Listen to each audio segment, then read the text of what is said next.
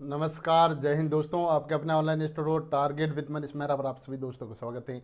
दोस्तों, इस वीडियो में हम बात करेंगे रेट मॉडल टेस्ट पेपर की। और इस वीडियो में हम देखने वाले हैं 150 क्वेश्चनों को। 150 क्वेश्चन में से आपको कितने क्वेश्चन आते हैं, ये पूरा वीडियो देखने के बाद आप मेरे को कमेंट करके ज़रूर बताइएगा। और हाँ दोस्तों, चैनल पर पहली बार विजिट किया तो चैनल को सब्सक्राइब और बेल आइकन को प्रेस कर दीजिएगा। और वीडियो पूरा देखने के बाद आपको अच्छा लगता है तो वीडियो को लाइक और शेयर किए बगैर मत रहना। तो जैसे दोस्तों, पहला क्वेश्चन है आपके सामने यहाँ पर ये। और यहाँ पर अपन सबसे पहले देखेंगे भाग अ को, यानी कि खंड एक को हम देखेंगे। और खंड एक में हम देखने वाले हैं बाल विकास एवं शिक्षा शास्त्र को। बाल विकास एवं शिक्षा शास्त्र के इस खंड में हम 30 क्वेश्चन देखेंगे, यानी कि आपको प्रत्येक खंड में 30 क्वेश्चन देखने को मिलेंगे। तो आपको टोटल 5 खंड यहाँ पर देखने को मिलने वाले हैं पूरे पेपर में। तो पूरे पेपर में आप 5 खंडों को यहाँ पर देखेंगे तो 5 × 30 करने पर आपको 150 क्वेश्चन यहाँ पर देखने को मिलेंगे। तो जैसे कि पहला क्वेश्चन है दोस्तों आपके सामने। पहला क्वेश्चन है भाई, देखें, स्वयं खाने के स्थान पर बांट कर खाने वाले बालक का व्यक्तित्व होता है। यानी कि स्वयं खाने के स्थान पर बांट कर खाने वाले बालक का व्यक्तित्व कैसा होता है। तो दोस्तों, बांट कर खाने वाले बालक का व्यक्तित्व कैसा होता है, तो अंतर्मुखी, बहिर्मुखी या फिर अभयमुखी या फिर इसमें से कोई नहीं। आपको आंसर आता है तो आप मेरे को कमेंट करके भी बता सकते हैं। तो इसमें जो सही ऑप्शन इसका होगा वो होगा बहिर्मुखी, यानी कि ऑप्शन नंबर बी यहाँ पर राइट है। ऑप्शन नंबर 2 यहाँ पर इस क्वेश्चन का राइट होगा। नेक्स्ट क्वेश्चन है, क्रियात्मक अनुसंधान में परिणामों का प्रयोगकर्ता होता है तो कौन होता है भाई। क्रियात्मक अनुसंधान में परिणामों का प्रयोगकर्ता कौन होता है, तो शोधनकर्ता, पर्यवेक्षक या प्रधानाध्यापक या फिर विद्यालय के छात्र।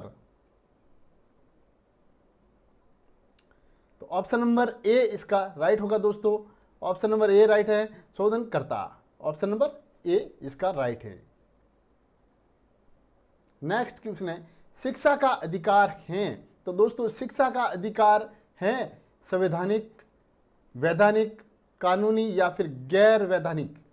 तो शिक्षा का अधिकार क्या है। ये 2 से 4 सेकंड का टाइम आपके लिए रखा जाता है ताकि आप अपने दिमाग में इसको सोच सकते हैं कि भाई ये अपना राइट है। और पूरा वीडियो देखने के बाद आप मेरे को कमेंट करके जरूर बताइएगा कि आपने कितने क्वेश्चन यहाँ पर राइट किए हैं। तो दोस्तों, शिक्षा का अधिकार एक संवैधानिक है। क्या है भाई, संवैधानिक है। ऑप्शन नंबर ए यहाँ पर राइट होगा। क्या है, संवैधानिक। शिक्षक अपने उद्देश्यों की प्राप्ति की सफलता व असफलता को आंकता है। दोस्तों, शिक्षक अपने उद्देश्यों की प्राप्ति की सफलता व असफलता को आंकता है। तो परीक्षा द्वारा, मूल्यांकन द्वारा या फिर मापन द्वारा या परीक्षण द्वारा।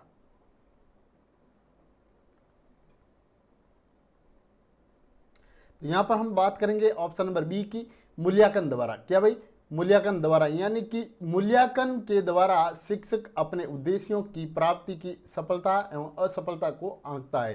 किसके द्वारा भाई, मूल्यांकन के द्वारा।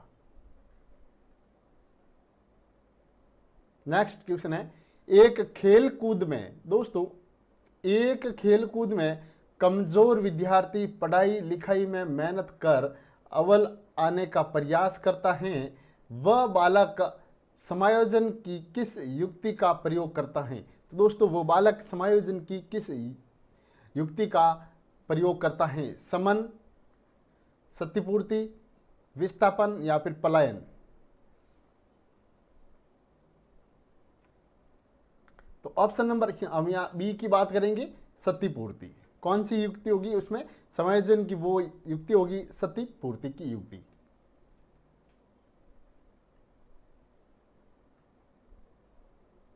शिक्षा का अधिकार अधिनियम की किस धारा में। दोस्तों, शिक्षा का अधिकार अधिनियम की किस धारा में शिक्षक की कृतियों का उल्लेख है। धारा 22, धारा 23, धारा 19 या फिर धारा 21।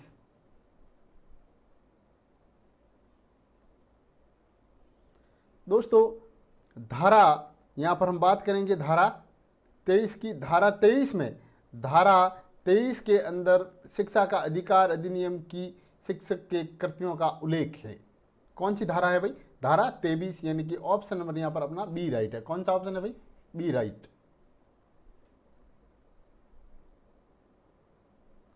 NCF 2005 के अनुसार शिक्षण प्रक्रिया में सातर माना जाता है। तो दोस्तों NCF 2005 के अनुसार शिक्षण प्रक्रिया में सातर माना जाता है स्वतंत्र स्तर, आश्रित स्तर, मध्यस्थ स्तर या फिर तटस्थ स्तर। तो NCF 2005 के अनुसार शिक्षण प्रक्रिया में सातर हैं जो दोस्तों सातर ये आश्रित स्तर माना जाता है। क्या भाई? आश्रित स्तर माना जाता है। ऑप्शन नंबर अपना यहाँ पर डी ऑप्शन राइट ऑप्शन हो जाएगा। कौन सा ऑप्शन भाई? B option. छोटी कक्षाओं में शिक्षण की खेल विधि आधारित हैं। तो दोस्तों छोटी कक्षाओं में शिक्षण की खेल विधि आधारित हैं। तो शारीरिक शिक्षा के कार्यक्रमों के सिद्धांतों पर, शिक्षण की विधियों के सिद्धांत पर, विकास एवं वृद्धि के मनोवैज्ञानिक सिद्धांत पर या फिर शिक्षण के सामाजिक सिद्धांतों पर।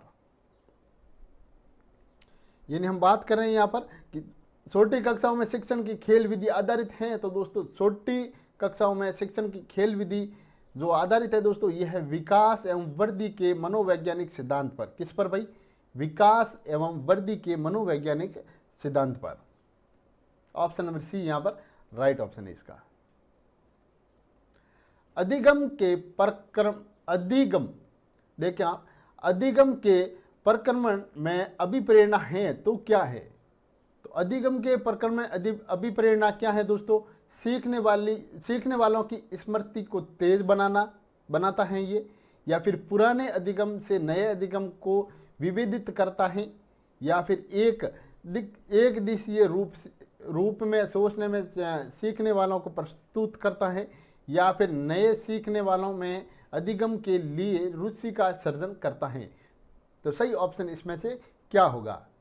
बताइए अपने आप में कि इसका सही ऑप्शन क्या है। देखें, अधिगम के प्रकरण में जो अभिप्रेरणा मानी जाती है ना, यानी कि अधिगम के प्रकरण में जो अभिप्रेरणा दोस्तों मानी जाती है, ये नए सीखने वालों में अधिगम के लिए रुचि का सर्जन करता है। क्या करता भाई? नए सीखने वालों में अधिगम के लिए रुचि का ये सर्जन करता है। तो ऑप्शन नंबर यहाँ पर डी ऑप्शन इसका राइट हो जाएगा। कौन सा ऑप्शन भाई? डी ऑप्शन यहाँ पर राइट।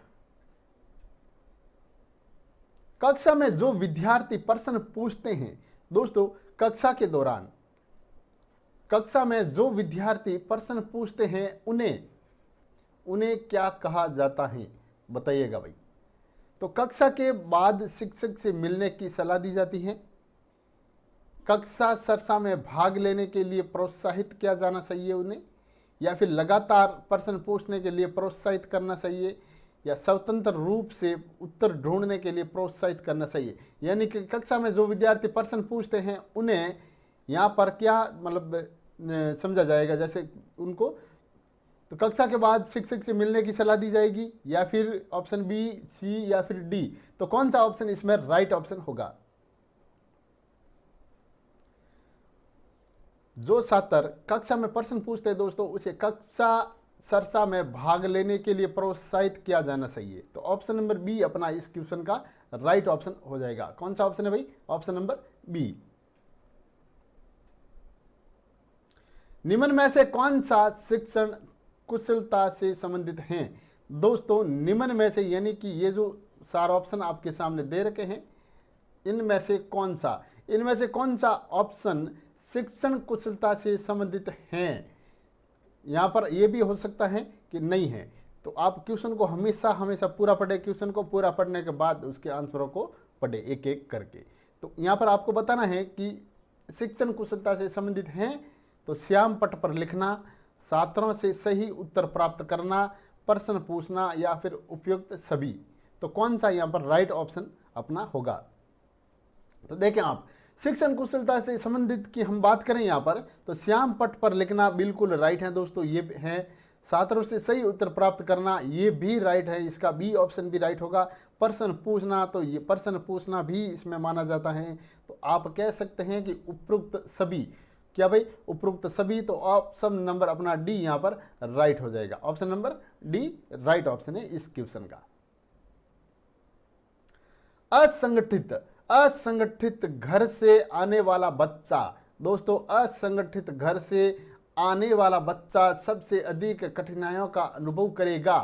देखें आप क्वेश्चन में क्या कहा जाता है कि असंगठित घर से आने वाला बच्चा सबसे अधिक कठिनाइयों का अनुभव करता है। तो इसमें सुनिर्मित पाठों में, स्वतंत्र अध्ययन में, या फिर नियोजित निर्देशन में, या अभ्यास पुस्तिकाओं में। तो कौन सा ऑप्शन यहाँ पर राइट ऑप्शन अपना होगा?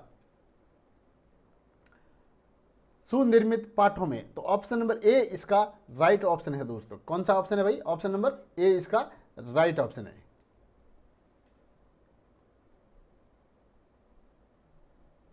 एक शिक्षक के लिए सबसे महत्वपूर्ण क्या है? तो दोस्तों एक शिक्षक के लिए सबसे महत्वपूर्ण क्या है? तो कक्षा में अनुशासन बनाए रखना, कक्षा में समयानुवर्ती होना, विद्यार्थियों की कठिनाइयों को दूर करना, एक सुवक्ता होना। तो कौन सा ऑप्शन इसमें से राइट ऑप्शन होगा? यानी कि एक शिक्षक के लिए सबसे महत्वपूर्ण क्या है इनमें से? तो दोस्तों एक शिक्षक के लिए सबसे महत्वपूर्ण जो बात यहाँ पर हैं इनमें से, तो वो है विद्यार्थियों की कठिनाइयों को दूर करना। क्या भाई? विद्यार्थियों की कठिनाइयों को दूर करना। तो ऑप्शन नंबर यहाँ पर सी इसमें राइट ऑप्शन है।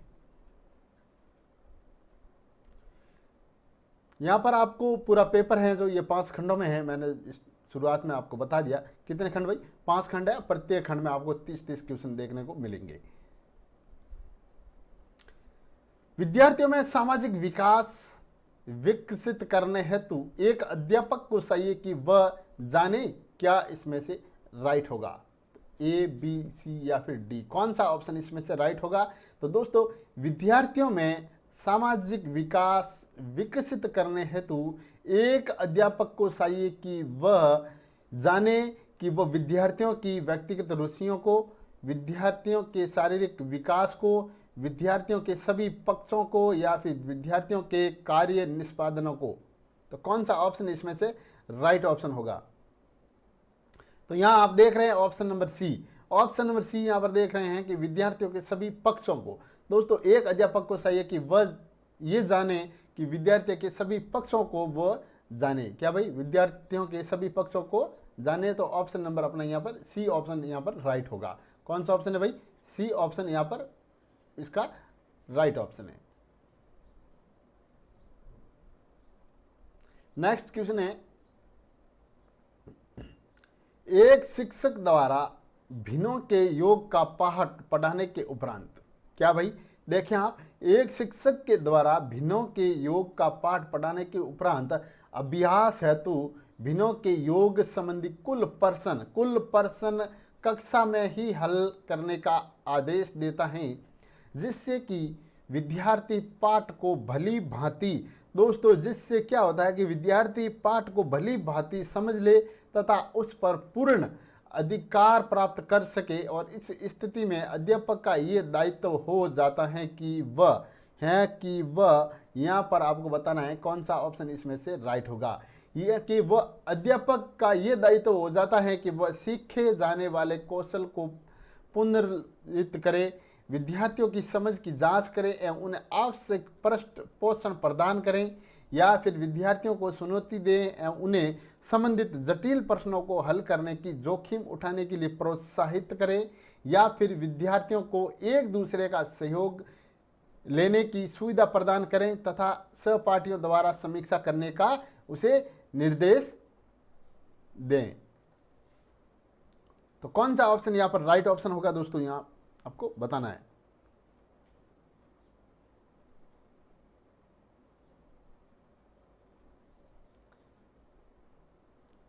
समीक्षा करने का उसे निर्देश दे।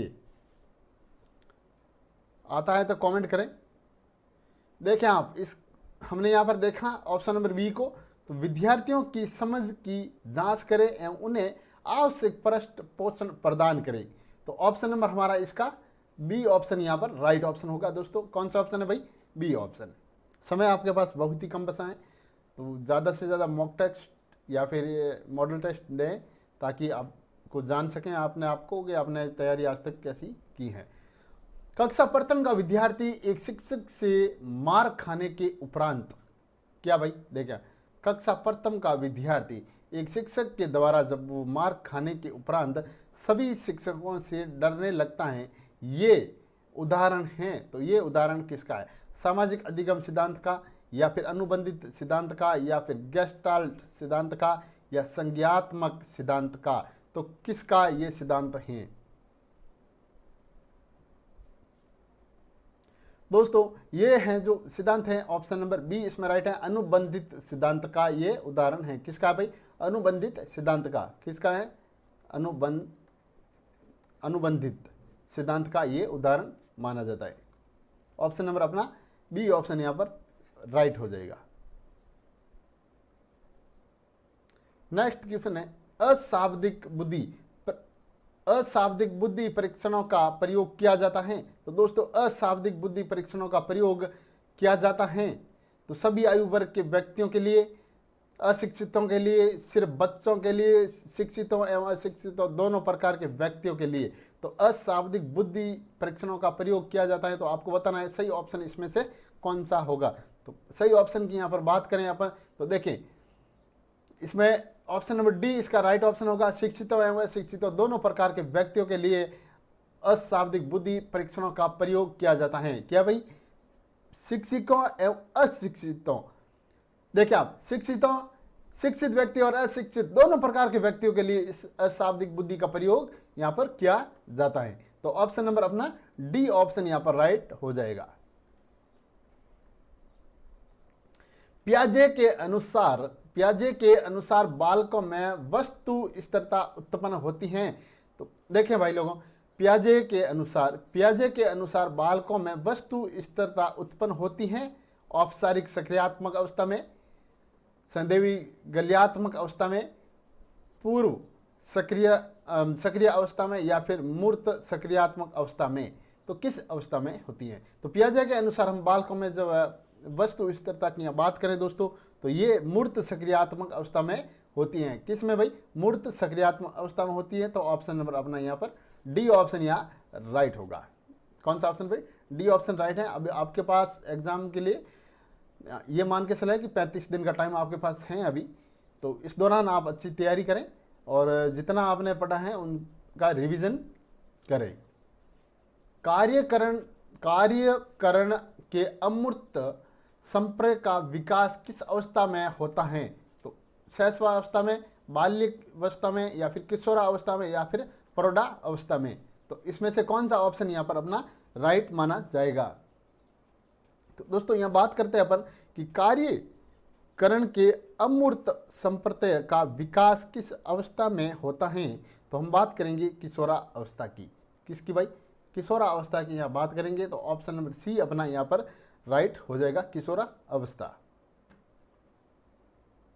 नेक्स्ट क्वेश्चन है, सभी अधिगम शिक्षण का ही परिणाम होते हैं। देखें आप, सभी अधिगम शिक्षण का ही परिणाम होता है। तो अनिश्चित, सत्य, असत्य, या फिर इनमें से कोई नहीं, तो हम बात करें, देखें आप, सभी अधिगम शिक्षण का ही परिणाम होते हैं। तो ये भाई असत्य है। क्या है? असत्य है। तो ऑप्शन नंबर सी अपना इसमें राइट हो जाएगा भाई। ऐसा नहीं है इसमें, है ना। बुद्धि व्यक्ति की एकीकृत क्षमता है जो संबंधित होती हैं। तो किससे? देखिए, बुद्धि व्यक्ति की एकीकृत क्षमता है जो संबंधित होती हैं तो उद्देश्यपूर्ण कार्यों से, तार्किक चिंतन से, प्रभावपूर्ण व्यवहारिक अभिव्यक्ति से, या उपरोक्त सभी से। तो उपरोक्त सभी से, तो इसमें से कौन सा ऑप्शन इसमें से राइट ऑप्शन होगा? तो बात करें हम उपरोक्त सभी से, तो ऑप्शन नंबर डी इसमें दोस्तों राइट है, यानी कि उद्देश्यपूर्ण कार्यों से, तार्किक चिंतन से, प्रभावपूर्ण व्यवहारिक अभिव्यक्ति से। शिक्षण का प्रमुख कार्य हैं। तो दोस्तों शिक्षण का प्रमुख कार्य इसमें से क्या है? निदान करना, उपचार करना, मूल्यांकन करना, उपरोक्त सभी। तो हम बात करेंगे यहाँ पर, देखें शिक्षण का जो प्रमुख कार्य की बात करें तो निदान करना बिल्कुल है भाई, उपचार करना भी है, मूल्यांकन करना भी है। तो हम बात करेंगे उपरोक्त सभी, यानी कि इसमें से ऑप्शन नंबर डी इसका राइट होगा, यानी कि ऑप्शन नंबर 4 ये राइट है, डी ऑप्शन। आधुनिक मनोविज्ञान का अर्थ है, तो भाई आधुनिक मनोविज्ञान का क्या अर्थ है? इसमें से देखो, मन का अध्ययन करना, आत्मा का अध्ययन करना, शरीर का अध्ययन करना या व्यवहार का अध्ययन करना। तो आधुनिक मनोविज्ञान का अर्थ इसमें से क्या है, यह आपको बताना है। तो दोस्तों आधुनिक मनोविज्ञान का अर्थ की बात करें तो व्यवहार करना, क्या भाई? व्यवहार करना, व्यवहार का अध्ययन, व्यवहार का अध्ययन इसमें, तो ऑप्शन नंबर डी इसका राइट हो जाएगा। नवजात, देखा नवजात शिशु का भार होता है दोस्तों, तो नवजात शिशु का भार 6 पाउंड, 7 पाउंड, 8 पाउंड या फिर 9 पाउंड। नवजात शिशु का भार कितना होता है? तो नवजात जो शिशु होता है उसका जो अपन भार की यहाँ बात करें दोस्तों, तो 7 पाउंड उसका भार होता है। कितना होता है भाई? 7 पाउंड। तो ऑप्शन नंबर बी अपना राइट हो जाएगा। पाठ्यक्रम निम्नलिखित में से शिक्षण के कौन से स्तर में आता है? पाठ्यक्रम, देखें आप यहाँ पर बहुत ही ज़्यादा महत्वपूर्ण क्वेश्चन है। पाठ्यक्रम निम्नलिखित में से शिक्षण के कौन से स्तर में आता है? आश्रित, मध्यस्थ, स्वतंत्र या फिर इनमें से कोई नहीं। तो क्वेश्चन नंबर 25 का जो ऑप्शन सही ऑप्शन है दोस्तों, ये पाठ्यक्रम की यहाँ पर बात चल रही है। तो पाठ्यक्रम है वो शिक्षण के कौन से स्तर में आता है? तो ये मध्य स्तर में आता है। तो ऑप्शन नंबर बी इसका राइट ऑप्शन हो जाएगा। कौन सा ऑप्शन भाई? ऑप्शन नंबर बी इसका राइट है।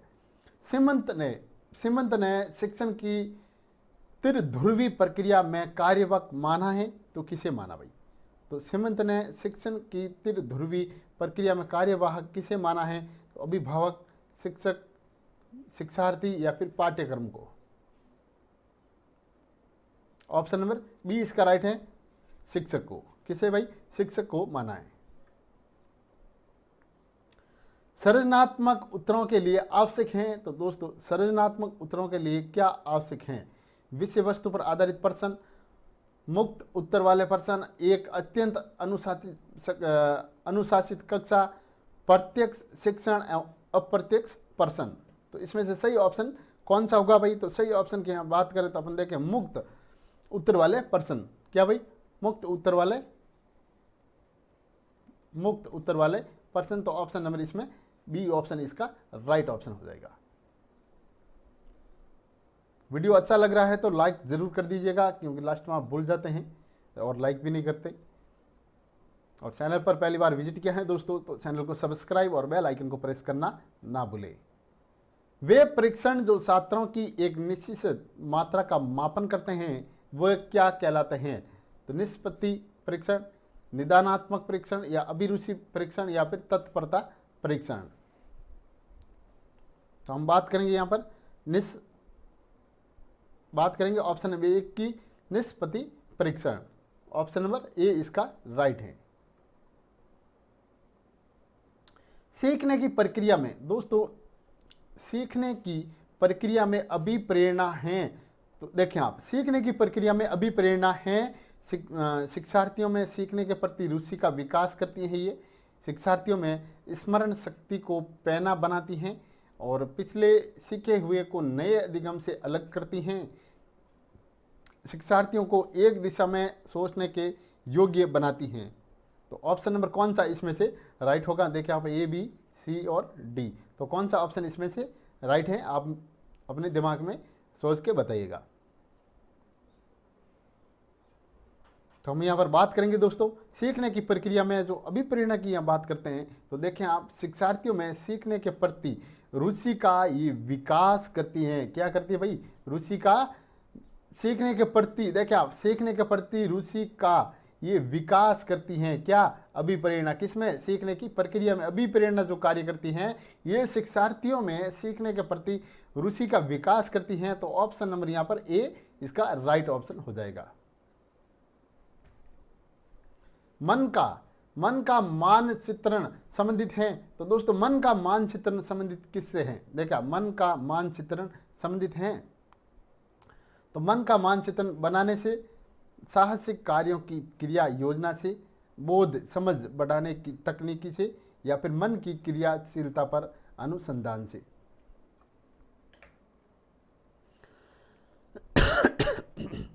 सॉरी।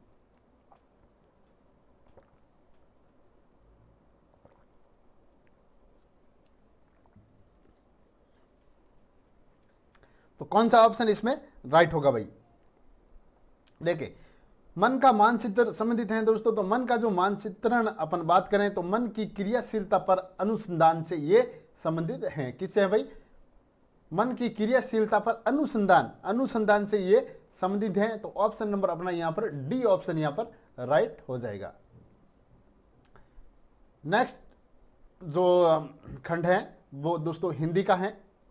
खंड सेकंड की यहाँ पर बात करते हैं अपन। तो ये हिंदी भाषा का है, हिंदी भाषा का खंड है। इसमें हम बात करेंगे 30 क्वेश्चनों की, और 30 क्वेश्चनों में से हम यहाँ पर देखें आप, मैंने कहा प्रत्येक खंड में 30-30 क्वेश्चन आने वाले हैं। ये नए सिलेबस के अकॉर्डिंग पेपर ऐसे ही बनने वाला आपका। तो देखें, जब हम यहाँ पर बात करेंगे इस हिंदी के टॉपिक की, तो यहाँ पर आपको 30 क्वेश्चन देखने को मिलेगा। और यहाँ पर हमको बताया गया है, एक देखिए आप गद्यांश दे रखा है आपको, कि आपको बताना है कि निम्नलिखित गद्यांश को पढ़कर प्रश्न संख्या 31 से लेकर 35 तक, यानी 31 से 35 तक के क्वेश्चन जो संख्या है वो आपको यहाँ इसको, यानी कि ये जो गद्यांश है दोस्तों, इससे पढ़कर आपको उसका आंसर यहाँ पर देना है। तो आप इसका स्क्रीनशॉट ले लीजिएगा और यहाँ पर इसको एक बार पढ़ लीजिएगा, स्क्रीनशॉट ले लीजिएगा एक बार इसका। देखा आप, तो पहला क्वेश्चन है इस गद्यांश का, यानी कि हिंदी भाषा के इस खंड का। तो देखें, पथ भ्रष्ट में प्रयुक्त समास हैं। तो दोस्तों पथ भ्रष्ट में प्रयुक्त समास कौन सा है?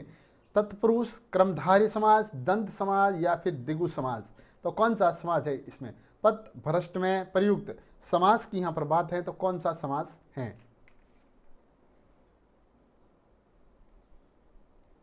देखें आप, पथ भ्रष्ट में प्रयुक्त जो समास है दोस्तों वो है तत्पुरुष समास। कौन सा है भाई?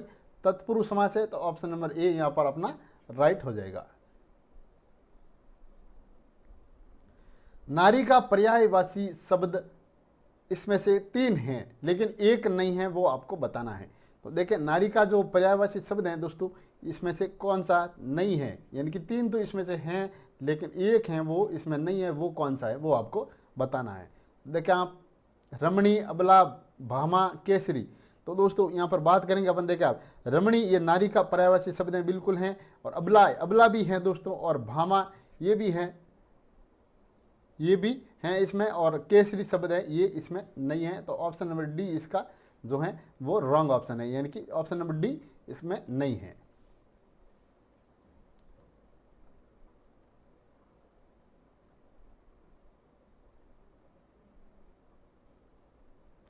सहनशील, संग्रहशील। देखिए आप, सहनशील, संग्रहशील, त्यागमय, करुणामय शब्द में संज्ञा रूप हैं। तो संज्ञा रूप कौन सा भाई इसमें? इन सब के अंदर देखिए, सहनशील, संग्रहशील, त्यागमयी, करुणामयी शब्द में संज्ञा रूप हैं। तो व्यक्तिवाचक संज्ञा है, या फिर जातिवाचक है, या फिर भाववाचक है, या फिर इनमें से कोई भी नहीं है।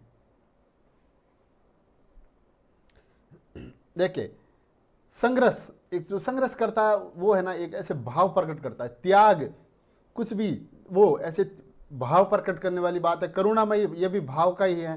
तो सहनशील ये भी एक ऐसे उसको भाव के आधार पर समझा जाता है। तो हम बात करेंगे ऑप्शन नंबर सी की। यहाँ पर ऑप्शन सी यानी कि भाववाचक है। कौन सा है भाई? भाववाचक की जो संज्ञा रूप है ये तो भाववाचक संज्ञा रूप है। ऑप्शन नंबर सी इसमें राइट है। प्रेमचंद ने अपने साहित्य में इसी संघर्ष को अभिव्यक्ति प्रदान की हैं। रेखाकित शब्द इसमें हैं, संज्ञा, क्रिया, विशेषण या फिर अव्यय। तो प्रेमचंद प्रेमचंद ने अपने साहित्य में इसी संघर्ष को अभिव्यक्ति प्रदान की है। रेखागत शब्द हैं दोस्तों, तो ये शब्द जो होगा वो होगा अव्यय। ऑप्शन नंबर इसमें डी इसमें राइट होगा। कौन सा ऑप्शन होगा भाई? ऑप्शन नंबर डी इसमें राइट होगा। देखिए आप क्वेश्चन नंबर 35 है, पर्यतक शब्द में उपसर्ग हैं दोस्तों, तो पर्यतक शब्द में परि पर इसमें कौन सा इसमें राइट होगा? तो ऑप्शन नंबर कौन सा इसमें राइट है? आप मेरे को कमेंट करके भी बता सकते हैं कि इसमें ये है। तो हम बात करेंगे, देखिए आप इसमें जो उपसर्ग की बात करें तो देखिए परि, तो ऑप्शन नंबर 1 इसमें राइट होगा। कौन सा? ऑप्शन नंबर 1 राइट है। फिर देखिए फिर से एक गद्यांश आया आपके सामने, सेम ऐसा कैसा पेपर आपको देखने को मिलने वाला है इसी टाइप का। तो निम्नलिखित गद्यांश को पढ़कर आपको 37 से 40 36 से 40 तक के उत्तर आपको देने हैं। इन 37 से लेकर 40 तक के क्वेश्चनों के आंसर यहाँ से आपको इसे पढ़कर देने हैं। तो आप इसका स्क्रीनशॉट एक बार ले लीजिए और इसके पढ़ने के बाद इनके आंसर देने की कोशिश करें। जैसे क्वेश्चन नंबर 37 है, आर्द्रता शब्द का तात्पर्य है। तो दोस्तों आर्द्रता शब्द का तात्पर्य है, तो आर्द्रता शब्द का जो तात्पर्य है वो क्या है? सूखा, भींगा हुआ, डूबा हुआ या फिर तैरता। तो कौन सा इसमें राइट होगा भाई? आर्द्रता शब्द का जो तात्पर्य है दोस्तों वो है भींगा, भींगा, भींगा हुआ। तो ऑप्शन नंबर अपना बी इसमें राइट हो जाएगा। कौन सा ऑप्शन है भाई? बी ऑप्शन इसका राइट हो जाएगा। आश्रम में कस्तूरबा हम लोगों के लिए मां के समान थी, वाक्य में वचन का प्रकार है, तो कौन सा है?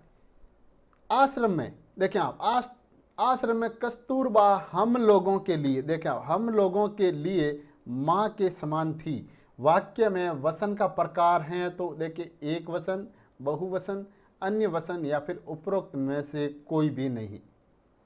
तो कौन सा ऑप्शन यहां पर राइट होगा? बहुवचन। कौन सा होगा भाई? इसमें बहुवचन है, ऑप्शन नंबर बी इसका राइट हो जाएगा। संपूर्ण गद्यांश में किस लिंग का की प्रधानता है? प्रधानता है तो पुल्लिंग, स्त्रीलिंग या फिर अन्य लिंग या फिर दोनों हैं।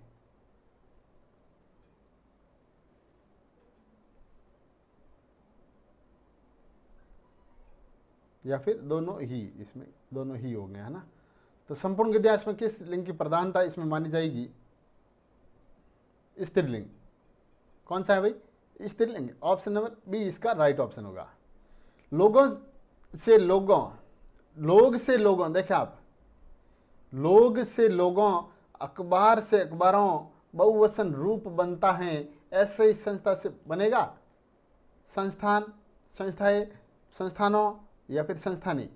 ऐसे ही देखिए आप जैसे लोग से लोगों, अखबार से अखबारों, तो से बहुवचन रूप बनता है, ऐसे आपको बताना है कि देखिए आप संस्था, तो संस्था से आगे क्या बनेगा? संस्था, देखिए आप संस्था से यहाँ पर क्या बनेगा? संस्था से संस्थाएं बनेगी भाई। क्या बनेगी? संस्थाएं, संस्थाएं, संस्थाएं बनेगी। तो ऑप्शन नंबर अपना बी ऑप्शन इसका राइट हो जाएगा भाई।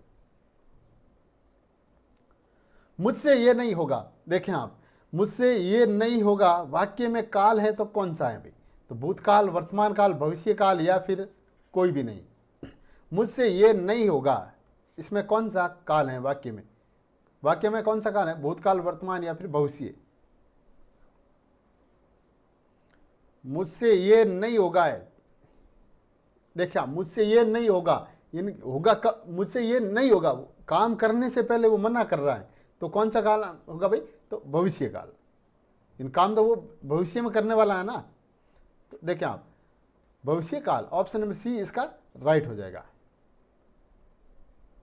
कुम्हार अपना ही घड़ा सराहता है का अर्थ है अपनी ही प्रशंसा करना, किसी को बोलने नहीं देना, दूसरों की वस्तु को तुच्छ समझना, अपनी बनाई वस्तु को श्रेष्ठ बताना। तो इसमें से कौन सा ऑप्शन यहाँ पर आपको राइट लगता है। देखें आप, कुमार अपना ही घड़ा सहारता है, तो देखिए अपनी बनाई वस्तु को श्रेष्ठ बताना, ऑप्शन नंबर इसका डी ऑप्शन राइट हो जाएगा। कौन सा ऑप्शन भाई? डी ऑप्शन इसमें राइट हो जाएगा। यदि इस बार वर्षा न हुई तो सारी फसल नष्ट हो जाएगी। भाई देखें, यदि इस बार वर्षा नहीं हुई तो सारी फसल जो है वो नष्ट हो जाएगी। वाक्य हैं तो सरल वाक्य हैं, मिश्र वाक्य या फिर संयुक्त वाक्य या फिर प्रधान वाक्य। तो ये कौन सा वाक्य है? देखिए आप, इस बार वर्षा नहीं हुई तो सारी फसल नष्ट हो जाएगी, तो ये मिश्र वाक्य है दोस्तों। ऑप्शन नंबर इसमें बी राइट हो जाएगा। कौन सा ऑप्शन है भाई? बी ऑप्शन इसका राइट। अगर तुम परिश्रम करते हो तो उत्तीर्ण हो जाते। देखें, अगर आप परिश्रम करते तो उत्तीर्ण हो जाते, ये वाक्य है संदेहवाचक, इच्छावाचक या संकेतवाचक या फिर विधिवाचक। तो कौन सा इसमें राइट होगा? वो संकेत कर रहे हैं कि अगर तुम परिश्रम करते तो उत्तीर्ण हो जाते, तो ये संकेतवाचक वाक्य है। कौन सा है भाई? संकेतवाचक। तो ऑप्शन नंबर अपना सी ऑप्शन इसमें राइट हो जाएगा। कौन सा ऑप्शन है भाई? C option right. उसने आज सुबह उठकर दूध पिया। देखें, उसने आज सुबह उठकर दूध पिया, वाक्य में विधेय हैं, तो उसने आज सुबह उठकर दूध पिया, उठकर या फिर दूध पिया, तो वाक्य में विधेय इसमें से क्या है? देखा, उसने आज सुबह उठकर दूध पिया, तो आज सुबह उठकर दूध पिया, तो ये वाक्य में इसमें विधेय हैं। तो ऑप्शन नंबर अपना बी ऑप्शन यहाँ पर राइट हो जाएगा। भाई कौन सा ऑप्शन है? B option right. राम अभी गया, रेखाकित पद है, तो दोस्तों राम अभी गया रेखाकित पद जो पद हैं अव्यय, क्रिया, संज्ञा या फिर सर्वनाम। तो बात हम यहाँ पर करते हैं अव्यय। ऑप्शन नंबर ए इसका राइट हो जाएगा। सीमा पढ़ते समय कभी कभी वाक्यों शब्दों की पुनरावृत्ति करती हैं, उसका ये भाषाई व्यवहार दर्शाता है। वह समझ के साथ पढ़ने की कोशिश कर रही हैं, वह अटक अटक कर भी पढ़ सकती हैं, वह अटक अटक कर भी पढ़ सकती हैं। उसे पढ़ना बिल्कुल नहीं आता, वह पढ़ने में ज़्यादा समय लेती हैं। वह पढ़ने में ज़्यादा समय इसमें लेती हैं, तो वो कौन सा होगा? देखा, वह समझ के साथ पढ़ने की कोशिश कर रही हैं। क्या भाई? वह समझ के साथ पढ़ने की कोशिश कर रही हैं, तो ऑप्शन नंबर इसमें ए इसमें राइट हो जाएगा। कौन सा ऑप्शन है भाई? ए इसमें राइट हो जाएगा। भाषा की पाठ्य पुस्तक में ऐसे पाठ रखे जाए जो, देखें, भाषा की पाठ्य पुस्तक में ऐसे पाठ रखे जाएं जो बच्चों के परिवेश से जुड़े हो, जो बच्चों के परिवेश से जुड़े हो। ऑप्शन नंबर इसमें डी इसका राइट है। भाई कौन सा ऑप्शन है? डी ऑप्शन यहाँ पर राइट है। कक्षा में मौजूद बहुभाषिता, कक्षा में मौजूद, देखिए आप, कक्षा में मौजूद बहुभाषिता बच्चों को लक्ष्य भाषा सीखने के लिए हतोत्साहित करती हैं। शिक्षक के लिए एक जटिल एवं कठोर चुनौती है। भाषा शिक्षण में बांधक हैं। भाषा शिक्षण में एक समाधान के रूप में प्रयुक्त होती हैं।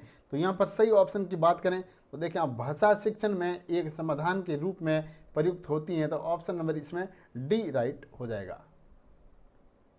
निम्नलिखित में से, देखिए आप, निम्नलिखित में से कौन सा प्राथमिक स्तर पर भाषा शिक्षण का उद्देश्य नहीं है? दोस्तों भाषा शिक्षण का उद्देश्य नहीं है तो व्याकरण के नियमों को रटना। कौन सा भाई? व्याकरण के नियमों को रटना, तो ऑप्शन नंबर इसमें बी राइट हो जाएगा। भाषा कक्षाओं में, देखिए, भाषा कक्षाओं में भाषा कौशल साध्य हैं और साधन है। क्या है? साहित्य। तो ऑप्शन नंबर इसमें सी राइट हो जाएगा। ऑप्शन नंबर सी इसका राइट है। आगे देखें आप, निम्न में से कौन सा कहानी शिक्षण का उद्देश्य नहीं है? क्वेश्चन को हमेशा मैं कहता हूँ पूरा पढ़े ताकि है या फिर नहीं है, मैं आप इसी क्वेश्चन को समझ सकें। तो निम्न में से कौन सा कहानी शिक्षण का उद्देश्य नहीं है दोस्तों? तो मनोरंजन, कल्पना शक्ति का विकास, चरित्र निर्माण या फिर समय का सदुपयोग। समय का सदुपयोग, ऑप्शन नंबर इसमें डी ऑप्शन इसका राइट हो जाएगा। डाल्टन पद्धति का हिंदी शिक्षण में दोष हैं, तो दोस्तों डाल्टन, देखें आप, डाल्टन पद्धति सबसे पहले बात यहाँ पर समझे इसके कि डाल्टन पद्धति का हिंदी शिक्षण में दोष हैं तो छात्र स्वयं मूल्यांकन नहीं करता इसमें, या फिर छात्रों में हीन भावना का पैदा होना, छात्रों पर माता पिता व शिक्षक व्यक्तिगत रूप से ध्यान नहीं दे पाते हैं इसमें इस विधि के अंदर, या फिर छात्रों में मौखिक भाषा का विकास इसमें नहीं हो पाता है। तो सही ऑप्शन यहाँ पर कौन सा होगा? तो देखें आप, जो डाल्टन पद्धति की हम यहाँ पर बात करें तो शिक्षण में इसका जो दोष माना जाता है वो है छात्रों में मौखिक भाषा का विकास नहीं हो पाता। तो ऑप्शन नंबर डी इसमें राइट हो जाएगा। कौन सा ऑप्शन है भाई? डी ऑप्शन यहाँ पर राइट हो जाएगा। देखिए, भारत में सर्वप्रथम अभिकर्मित भारत में सर्वप्रथम अभिकर्मित अनुदेशित पद्धति का प्रयोग कब से प्रारंभ हुआ? तो दोस्तों कब से प्रारंभ हुआ तो हम बात करेंगे हम यहाँ पर 1963 में। कब भाई? 1963 की बात करेंगे, 1963। तो ऑप्शन नंबर इसमें ए अपना राइट हो जाएगा। छोटे बालकों को संबल देने में सर्वाधिक उपयुक्त हैं। तो दोस्तों छोटे बालकों को संबल देने में सर्वाधिक उपयुक्त हैं तो मौन पाठ, सरस्वती पाठ या संभाषण या फिर सभी। ऑप्शन नंबर इसका बी ऑप्शन यहां पर राइट हो जाएगा। शब्दों के उच्चारण सीखने में महत्वपूर्ण योगदान है। तो दोस्तों शब्दों के उच्चारण सीखने में महत्वपूर्ण, इसमें से हम बात करते हो तो महत्वपूर्ण होगा भाई, ये होगा अनुकरण का। किसका महत्वपूर्ण योगदान की बात करें तो अनुकरण का महत्वपूर्ण योगदान, यानी कि शब्दों के उच्चारण सीखने में महत्वपूर्ण जो योगदान माना जाता है ये अनुकरण का है। किसका? अनुकरण का। ऑप्शन नंबर अपना ए राइट है। पठित अंश का कुछ भाग गृह कार्य के रूप में देना किस स्तर के लिए उपयुक्त हैं? तो किस स्तर के लिए उपयुक्त हैं? तो ये हो जाएगा प्राथमिक स्तर, उस प्राथमिक स्तर, माध्यमिक स्तर या फिर इनमें से कोई भी नहीं। तो सही ऑप्शन यहाँ पर कौन सा होगा? तो यहाँ बात करते हैं अपन प्राथमिक स्तर की। किसकी भाई? प्राथमिक स्तर। तो दोस्तों ऑप्शन नंबर अपना ए यहाँ पर राइट हो जाएगा। देखें आप, दर्शीय सहायक सामग्री का उपयोग होता है। तो दोस्तों दर्शीय सहायक सामग्री का उपयोग होता है शुद्ध उच्चारण, शुद्ध पढ़ना, शुद्ध लेखन या फिर इनमें से कोई भी नहीं। तो हम बात करेंगे यहाँ पर शुद्ध लेखन की। किसकी बात करेंगे भाई? शुद्ध लेखन। शुद्ध लेखन की बात करेंगे। ऑप्शन नंबर यहाँ पर सी ऑप्शन राइट हो जाएगा। करिकयुलम शब्द के समान हिंदी में प्रयुक्त शब्द हैं। तो इसके समान हिंदी में कौन सा प्रयुक्त समाज है शब्द हैं? तो इसकी बात करेंगे अपन शिक्षा क्रम की। किसकी भाई? शिक्षा क्रम। तो दोस्तों करिकयुलम, देखिए आप, करिकयुलम शब्द के समान अपन हिंदी की बात करें तो प्रयुक्त शब्द की बात करें तो शिक्षा क्रम इसके समान है। शिक्षा क्रम। ऑप्शन नंबर डी इसका राइट हो जाएगा। मूल्यांकन आयाम, मूल्यांकन देखा, मूल्यांकन आयाम के प्रवर्तक हैं। तो दोस्तों हर्बर्ट, बल्यूम, मॉरिसन या फिर डेविज। तो सही ऑप्शन इसमें कौन सा होगा? देखिए बल्यूम। कौन सा भाई? बल्यूम होगा इसमें। ऑप्शन नंबर बी राइट है। भाषा शिक्षण में निदान करते हैं। तो दोस्तों भाषा शिक्षण में निदान करते हैं। तो देखिए भाषा शिक्षण में अपन निदान की यहाँ पर बात करते हैं। भाषा शिक्षण में निदान करते हैं तो भाषा की अशुद्धियाँ बिल्कुल राइट हैं। भाषा की कठिनाइयाँ तो ये भी राइट है इसमें। व्याकरण की अशुद्धियाँ तो ये भी इसमें राइट हैं। तो आप कह सकते हैं कि उपरोक्त सभी। तो ऑप्शन नंबर डी अपना राइट इसमें माना जाएगा। क्या भाई? सभी इसमें राइट हैं। नेक्स्ट हम बात करेंगे खंड 3 की। तो दोस्तों खंड हम 3 में, यानी कि खंड तीसरा है। तो यहाँ पर आपको संस्कृत के 30 क्वेश्चन देखने को मिलने वाला है। तो आपने अब तक 60 क्वेश्चन यहाँ पर देखे हैं।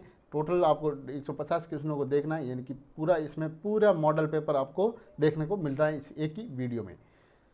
तो जैसे क्वेश्चन है आपके सामने यहाँ पर, गुरु शिष्य से प्रश्न पूछता है, अस्य वाक्य से संस्कृता अनुवाद कुरुत। अस्य वाक्य से संस्कृता अनुवाद इसमें करुत। तो गुरु शिष्य से प्रश्न जो पूछता है इसमें सही ऑप्शन इसमें यहाँ पर राइट कौन सा है? तो देखें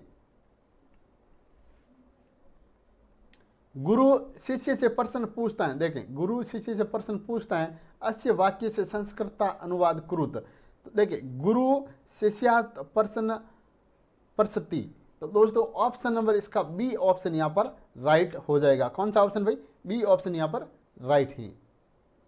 नेक्स्ट क्वेश्चन है, उद्यमन ही सिद्ध्यति, यहाँ पर खाली स्थान दे रखा है आपको, ये खाली स्थान आपको भरना है।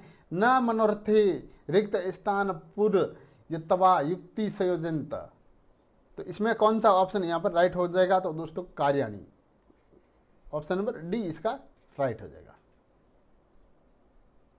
गुरु शिष्य पाठ्यति का वाच्य परिवर्तन होगा, तो इसमें तो का वाच्य परिवर्तन होगा, तो गुरुना शिष्य, देखा आप गुरुना शिष्य पाठ्यते, तो ऑप्शन नंबर इसमें सी इसमें राइट हो जाएगा। कौन सा ऑप्शन भाई? सी ऑप्शन इसका राइट हो जाएगा। शुद्ध वाक्य हैं, तो दोस्तों शुद्ध वाक्य हैं, तो इसमें शुद्ध वाक्य कौन सा होगा? देखिए आप, पहला ऑप्शन है इसमें स मात्रा स गच्छति, तो दोस्तों पहला ही ऑप्शन यहाँ पर इसका राइट होगा, शुद्ध वाक्य यही है। इसमें इस तरह स्पष्ट प्रत्ययन है, तो कौन सा होगा इसमें राइट? देखिए तो अंत इस्त का ऑप्शन नंबर बी इसका राइट ऑप्शन है। कक्षा नाय करीते या लाभ वर्तते स अच्छति, तो इसमें कौन सा ऑप्शन आपको राइट लगता है? तो उपरोक्त लाभ यतन त्रयम उपरोक्तम लाभ त्रयम, ऑप्शन नंबर इसमें डी ऑप्शन इसका राइट ऑप्शन हो जाएगा भाई। संस्कृत भाषाया शिक्षणे मौखिका व्युत्पत्ते यत साधन वर्तते उपरोक्त कानि सर्वाणी, ऑप्शन नंबर इसमें भी डी ऑप्शन राइट आपको देखने को मिलता है। शिक्षार्थियों में किस विधि द्वारा सर्वाधिक रुचि जागृत होती है? तो दोस्तों शिक्षार्थियों में किस विधि के द्वारा सर्वाधिक रुचि जागृत होती है? तो दर्शीय सामग्री के द्वारा, तो ऑप्शन नंबर इसमें बी ऑप्शन राइट है भाई। व्याकरण से पर्यायो अस्ति शब्दानुशासनम, तो ऑप्शन नंबर बी इसमें राइट ऑप्शन हो जाएगा। कस्या विधौ उदाहरणे नियम प्रति शिक्षण सूत्र से अनुकरण क्रियते, तो दोस्तों अनुकरण क्रियते, तो यहाँ पर होगा आगमन विदो। कौन सा भाई? आगमन विदो, तो इसमें कौन सी विधि की बात चल रही थी? ये आगमन विदो की उदाहरण है, तो ऑप्शन नंबर इसमें बी इसका राइट होगा। कौन सी विधि का उदाहरण है भाई? आगमन विधि का। तो भाषा कौशलाना सोपानाना द्वितीय सोपनम भवति, भाषण क्या होगा भाई? तो इसमें भाषण होगा, तो ऑप्शन नंबर इसका बी ऑप्शन यहाँ पर राइट हो जाएगा। सात्रे न क्रियते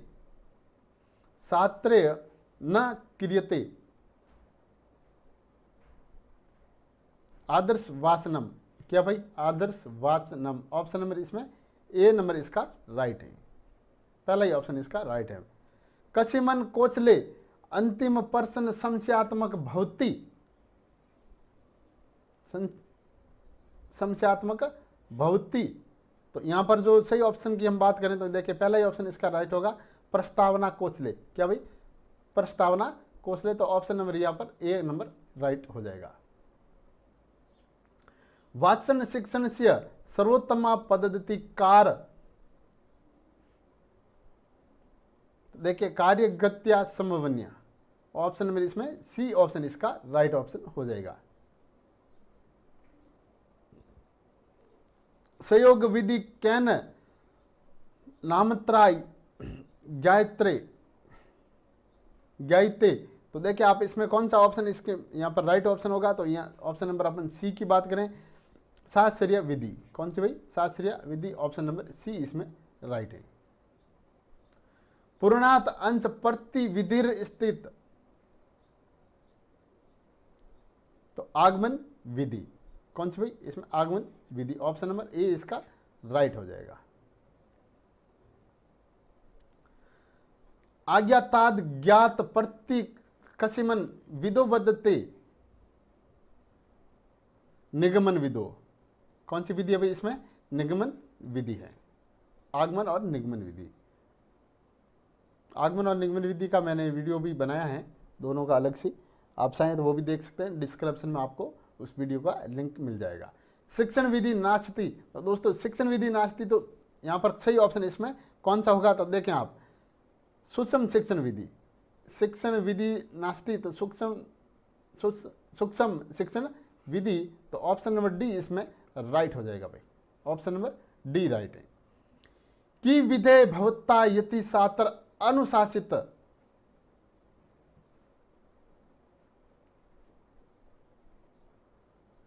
अनुशासन से महत्व बोधनियम, तो ऑप्शन नंबर इसमें बी ऑप्शन इसका राइट हो जाएगा। कौन सा ऑप्शन है भाई, बी ऑप्शन यहां पर राइट है। संस्कृत शिक्षण से प्रमुखा समस्या का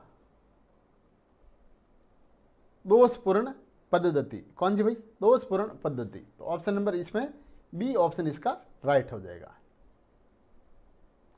यहां देखें आप, एक श्लोक दे रखा है आपको, तो इस गद्यांश यानी कि श्लोक के आधार पर आपको क्वेश्चन संख्या 81 से लेके 85 तक के क्वेश्चनों के आंसर आपको इसी श्लोक से देना है। तो आप इस श्लोक का स्क्रीनशॉट लें और इस श्लोक को 1-2 बार पढ़ें ताकि आप इसके आंसर दे सकें।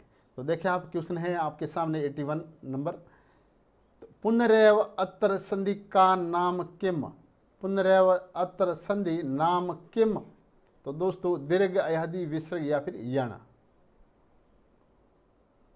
यहाँ पर बात करेंगे अपन विसर्ग संधि की। ऑप्शन नंबर इसमें सी ऑप्शन यहाँ पर राइट हो जाएगा। नेक्स्ट क्वेश्चन है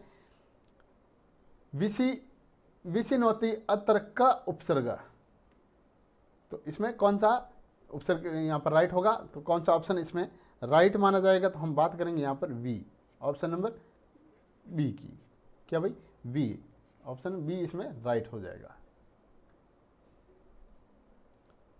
कांता वियोग अत्र क समास, तो दोस्तों कांता वियोग अत्र क समास कर्मधारय दंड तत्पुरुष या फिर बहुब्रीहि, तो हम बात करेंगे यहाँ पर तत्पुरुष समाज की। किसकी बात करेंगे भाई, तत्पुरुष समाज की। ऑप्शन में इसमें बी ऑप्शन यहाँ पर राइट होगा। ये सी या मान लो, भले यहाँ बी मान लो या यहाँ सी मान लेते हैं अपन, तो सी ऑप्शन अपना यहाँ राइट हो जाएगा। कौन सा है भाई, तत्पुरुष समाज इसमें राइट माना जाएगा। कौन सा है भाई, तत्पुरुष समाज।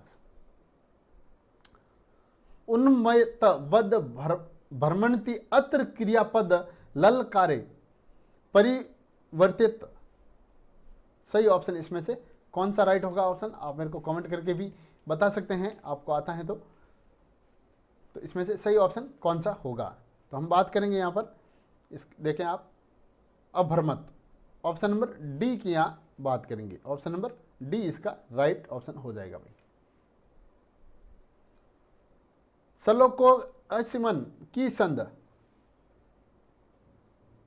ऑप्शन नंबर 1 इसका राइट है।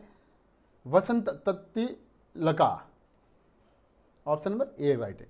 फिर देखें आप, यहाँ एक और आपके सामने गद्यांश यहाँ पर दे रखा है, तो इस गद्यांश को देखकर, ये जो गद्यांश हैं, इस गद्यांश को देखकर आप यहाँ पर 86 से लगाकर 19 तक के, यानी कि 86 से लेकर 90 तक के क्वेश्चनों के आंसर आप इस गद्यांश को पढ़कर यहाँ पर बता सकते हैं। तो आप गद्यांश का एक शॉट लें और इसको 1-2 बार पढ़ लें और उसके बाद में इस आंसर देने की कोशिश करें। तो जैसे पहला क्वेश्चन है यहाँ पर इस गद्यांश का, यानी कि यहाँ पर 5 क्वेश्चन आपको गद्यांश से देने हैं। तो देखें, निधि शब्द कसिमन लगड़ीते वर्तते, पुल्लिंग है इसमें, स्त्रीलिंग या नपुंसक या फिर अवयव, तो इसमें कौन सा राइट माना जाएगा, तो हम बात करेंगे यहाँ पर पुल्लिंग। कौन सी भाई, ऑप्शन नंबर ए इसका राइट हो जाएगा। वार्गमयम इत्यत्र संधि वर्धते, तो दोस्तों वार्गमयम इत्यत्र संधि वर्धते की हम बात करते हैं, तो यहाँ पर सही ऑप्शन इसका कौन सा हो जाएगा। तो सही ऑप्शन की बात करें तो अनुनासिक, अनुनासिक, ऑप्शन नंबर इसमें डी ऑप्शन इसका राइट हो जाएगा। कौन सा ऑप्शन है भाई, डी ऑप्शन राइट है। संस्कृत भाषाया विशेषण नास्ति, तो दोस्तों संस्कृत भाषाया विशेषण नास्ति, तो इसमें सही ऑप्शन राइट कौन सा होगा। तो देखें आप, संस्कृत भाषाया विशेषण नास्ति की बात यहाँ पर करें तो सही ऑप्शन कौन सा होगा, तो सही ऑप्शन की बात करते हैं यहाँ पर प्रतिशटे। कौन सा भाई, तो ऑप्शन नंबर इसमें भी डी ऑप्शन राइट हो जाएगा। प्राचीनतमा इत्यतर प्रत्यत वर्तते, तो दोस्तों प्राचीनतम स्थित वर्तनतम की बात करेंगे तो ऑप्शन नंबर इसका ए ऑप्शन राइट है। तमम भाषेण अस्य संधि विच्छेद वर्धते, तो भाषेण अस्य संधि विच्छेद वर्धते यानी कि इसका संधि विशेष क्या होगा ये हमको बताना है। तो इसका जो संधि विशेष होगा दोस्तों ये ऑप्शन नंबर ए की इसका राइट है, भाषा प्लस इयम, भाषा प्लस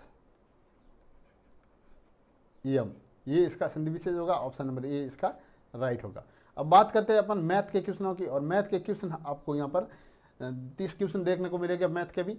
तो मैथ के 30 क्वेश्चनों के बारे में हम यहाँ चर्चा करेंगे और एक एक को यहाँ पर आपको शॉर्ट ट्रिक के माध्यम से बताएं इनके आंसरों को। देखें पहला क्वेश्चन है आपके सामने, 3 4 और 5 से बनी 3 अंकों की सबसे बड़ी तथा छोटी संख्या का अंतर इसमें से क्या है। तो दोस्तों देखिए 3 4 और 5, तो सबसे बड़ी देखें 3 4 और 5 से बनी 3 अंकों की सबसे बड़ी और तथा छोटी संख्या का अंतर यहाँ हमको बताना है कि इसके बीच का जो अंतर है वो कितना होगा, अंतर क्या होगा। तो अंतर की बात करें तो सबसे बड़ी संख्या की बात करें हम, देखिए आप 3 4 5, 3 4 5 जो सबसे बड़ी की संख्या की बात करें तो सबसे पहले 5 4 और 3, क्या भाई 5 4 और 3 यानी कि 543, ये सबसे बड़ी संख्या मानी जाएगी। क्या है, यह है सबसे बड़ी संख्या। फिर बात करते हैं छोटी संख्या की, तो छोटी संख्या की बात करेंगे तो देखिए आप 3 4 5 माना जाएगा, 3 4 और ये 5। समझ में आ गया ना आपको।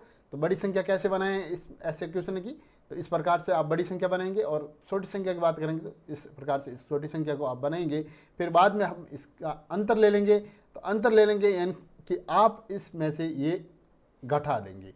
क्या भाई, माइनस जब आप इसमें से करते हैं तो आपको यहाँ पर प्राप्त होगा, देखिए आप 8 हो जाएगा, 8 9 और ये हो जाएगा आपके पास 1, यानी कि 198। कौन सा भाई, इसका जो अंतर की बात करेंगे तो 198 इसका राइट हो जाएगा। तो 198 तो आपको सी ऑप्शन में 198 यहाँ पर देखने को मिल रहा है। तो कौन सा ऑप्शन हो जाएगा, सी ऑप्शन, यानी कि 100। क्या क्या सबसे बड़ी, देखिए आप क्वेश्चन में सबसे बड़ी और सबसे छोटी संख्या का अंतर हमको निकालना है। तो सबसे बड़ी संख्या हमने कैसे बनाई, देखा आप 5 4 और 3, तो देखिए हमने लिखा 5 4 और 3 लिखा है यहाँ पर। फिर सबसे छोटी संख्या की यहाँ बात चल रही है, तो देखिए 3 4 और 5, तो भाई देखिए आप 3 4 और ये 5 हो गया। तो इसको हमने माइनस किया, जब हम माइनस किया तो 198 हमको प्राप्त हो गया। तो 198 इसका ये अंतर है, यानी कि इन दोनों के बीच का जो अंतर है भाई ये है 198। नेक्स्ट क्वेश्चन है, 3 धनात्मक संख्याओं में पहली तथा दूसरी का गुणनफल। देखिए 3 धनात्मक संख्याओं में पहली तथा दूसरी का गुणनफल की यहाँ पर बात करें, 3 धनात्मक संख्याओं में पहली तथा दूसरी का गुणनफल 42 है। कितने हैं भाई, 42 है। दूसरी तथा तीसरी का 56 है, और तीसरी तथा पहली यानी कि तीसरी और पहली की अगर बात करें तो यहाँ पर 48 है। तो तद अनुसार तीसरी संख्या क्या है, तो तीसरी संख्या हमको यहाँ पर बतानी है। कौन सी संख्या भाई, तीसरी संख्या यहाँ पर हमको बतानी है। तो तीसरी संख्या इसमें से क्या हो जाएगी। तो देखें जब ऐसे क्वेश्चन जब आपके सामने होता हम मान के चलते हैं कि हमारे पास जो बात इसकी करें संख्याएं की, तो संख्या का जो क्रम हम इस प्रकार से लें कि देखा आप ए बी और ई सी, ये मानता कि ये वो 3 क्या है भाई, माना कि ये अपने पास में 3 संख्याएं हैं। फिर हम बात करते हैं आगे, देखें इसमें तो ए बी, जब ए बी की बात करें तो यहाँ पर 42 ये आपके सामने ये देखें आप इसमें दे रखे हैं, कितने 42 दे रखे हैं। और बी सी की बात करें तो देखिए आप बी और सी यानी कि दूसरी और तीसरी संख्या की यहाँ पर बात करें तो आपके सामने क्या दे रखे भाई, देखा बी और सी। बी सी की बात करें तो आपके पास में ये दे रखे हैं 56 यानी कि 56। कितने दे रखे हैं भाई, 56 आपके सामने दे रखे हैं। फिर आपको बताना है कि सी ए, जब सी और ए देखें तीसरी ये रही, देखिए आप, और तीसरी और पहली, तीसरी और पहली, तीसरी कौन सी भाई, यानी कि सी और ए। तो देखिए आप यहाँ पर करेंगे आप सी और यहाँ पर करेंगे ए। जब सी और ए की यहाँ पर बात करते हैं तो आपको दे रखा है यहाँ पर 48। कितना दे रखा है, 48 यहाँ पर दे रखा है। तो आप यहाँ पर 48 को ले लेंगे, और उसके बाद में हम बात करेंगे देखिए यहाँ पर तो A B into B C into C A, ये जब हम बराबर करते हैं तो देखो 42 भाई देखिए 42 कितने 56 × 48। जब हम इनको अब करते हैं तो यहाँ पर देखें आप ए बी सी का स्कोर, जब ए बी सी का हम स्कोर करते हैं तो उसके बाद में आ जाएगा देखें आप 2 3 7 2 2 2।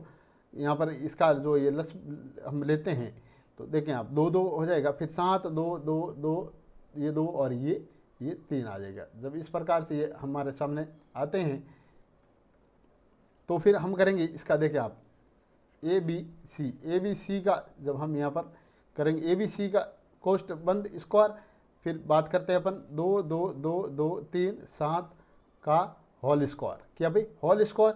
तो बात करेंगे ए बी सी, तो जब ए बी सी की बात करेंगे देखो आप 336 यहाँ पर आ जाएगा, कितना आ जाएगा 336 यहाँ पर आ जाएगा। तो हमको बताना है, देखिए यहाँ पर क्वेश्चन क्या कहना है आगे,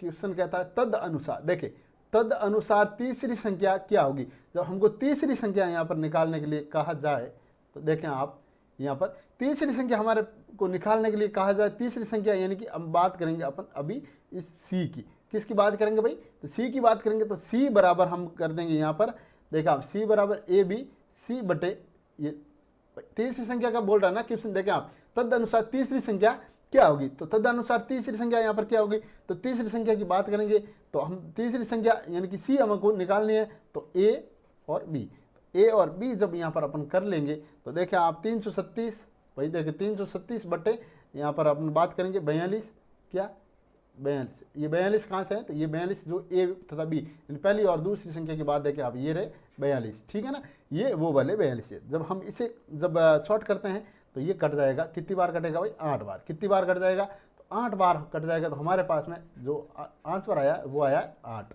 तो 8 कौन से ऑप्शन में अपने राइट है, तो ऑप्शन नंबर डी इसका राइट हो जाएगा। यानी कि आपको बताना तीसरी संख्या क्या है, तो दोस्तों तीसरी संख्या तद अनुसार तीसरी संख्या क्या है, तो इसमें 8, ऑप्शन नंबर डी इसका राइट है, ऑप्शन नंबर डी।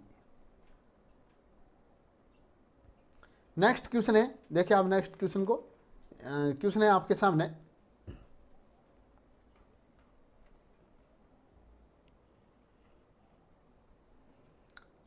स्थानीय मान देखिए आप 75,499, देखिए 75,499 में 5 का स्थानीय मान हमको निकालना है। 75,499 में 5 का स्थानीय मान हमको निकालना है, तो 5 का जो स्थानीय मान इसमें हो जाएगा दोस्तों वो हो जाएगा 5,000, क्या हो जाएगा भाई 5,000। तो ऑप्शन नंबर इसमें सी राइट है। फिर देखें आप नेक्स्ट क्वेश्चन जो आपके सामने यहाँ पर दे रखा है, तो क्वेश्चन है यहाँ पर, तो मैं क्वेश्चन को सही लिखता हूँ। देखिए क्वेश्चन है दोस्तों 1/3 का 24 प्लस 1 24 प्लस 2 बटे 5 का 25 प्लस 4 बटे 7 का 35 का मान इसमें क्या होगा, 35 का मान इसमें क्या होगा। जब हमारे सामने ऐसे क्वेश्चन जब हमारे सामने होते हैं तो हम उसको किस प्रकार से सॉल्व करते हैं, देखिए आप 1/3 का, देखिए 1/3 का 24 प्लस 2 सही 24 प्लस 2 बटे 5 का 25 प्लस 4 बटे 7 का 35 का मान इसमें क्या होगा। तो ये हमारे सामने ये क्वेश्चन है आपके सामने, तो इसमें से आपको बताना है कि 35 का मान यहाँ पर क्या होगा। तो देखें तो 1/3 इंटू 24 प्लस 2 बटे 5 यहाँ पर बात करेंगे हम इंटू, देखिए 2 बटे 5 इंटू 25 दे रखा है ये वाला है ना, 25 प्लस 4 बटे 7 इंटू 35 जब हम इसे सॉल्व करेंगे दोस्तों यहाँ पर देखें आप, जब हम इसे सॉल्व करते हैं हमारे पास मिलते हैं 8 3 24, क्या ये कट जाएगा, देखिए 8 3 24, तो यहाँ पर आ जाएगा 8, फिर बात करेंगे ये कटेगा कितने बार, तो यहाँ हो जाएगा 10, फिर आ जाएगा 20 आ जाएगा। उसके बाद में जब हम इसे जब प्लस करते हैं देखिए आप 20 और 10 30 और 8 कितने हो गए भाई 38, कितने हो गए 38। जब हमने इसको सॉल्व किया ऐसे काट के तो ये हमारे को प्राप्त हुआ ये वाले, ठीक है। इनकी प्लस की बात यहाँ पर दे रखी है, तो इनको हमने यहाँ पर प्लस किए, प्लस करने पर हमको ये प्राप्त हुए, ठीक है। तो देखें आप 38 किस में राइट है, तो 38 ऑप्शन नंबर 1 में आपके राइट है, तो ऑप्शन नंबर 1 यहाँ पर इसका राइट हो जाएगा। देखिए नेक्स्ट क्वेश्चन है आपके सामने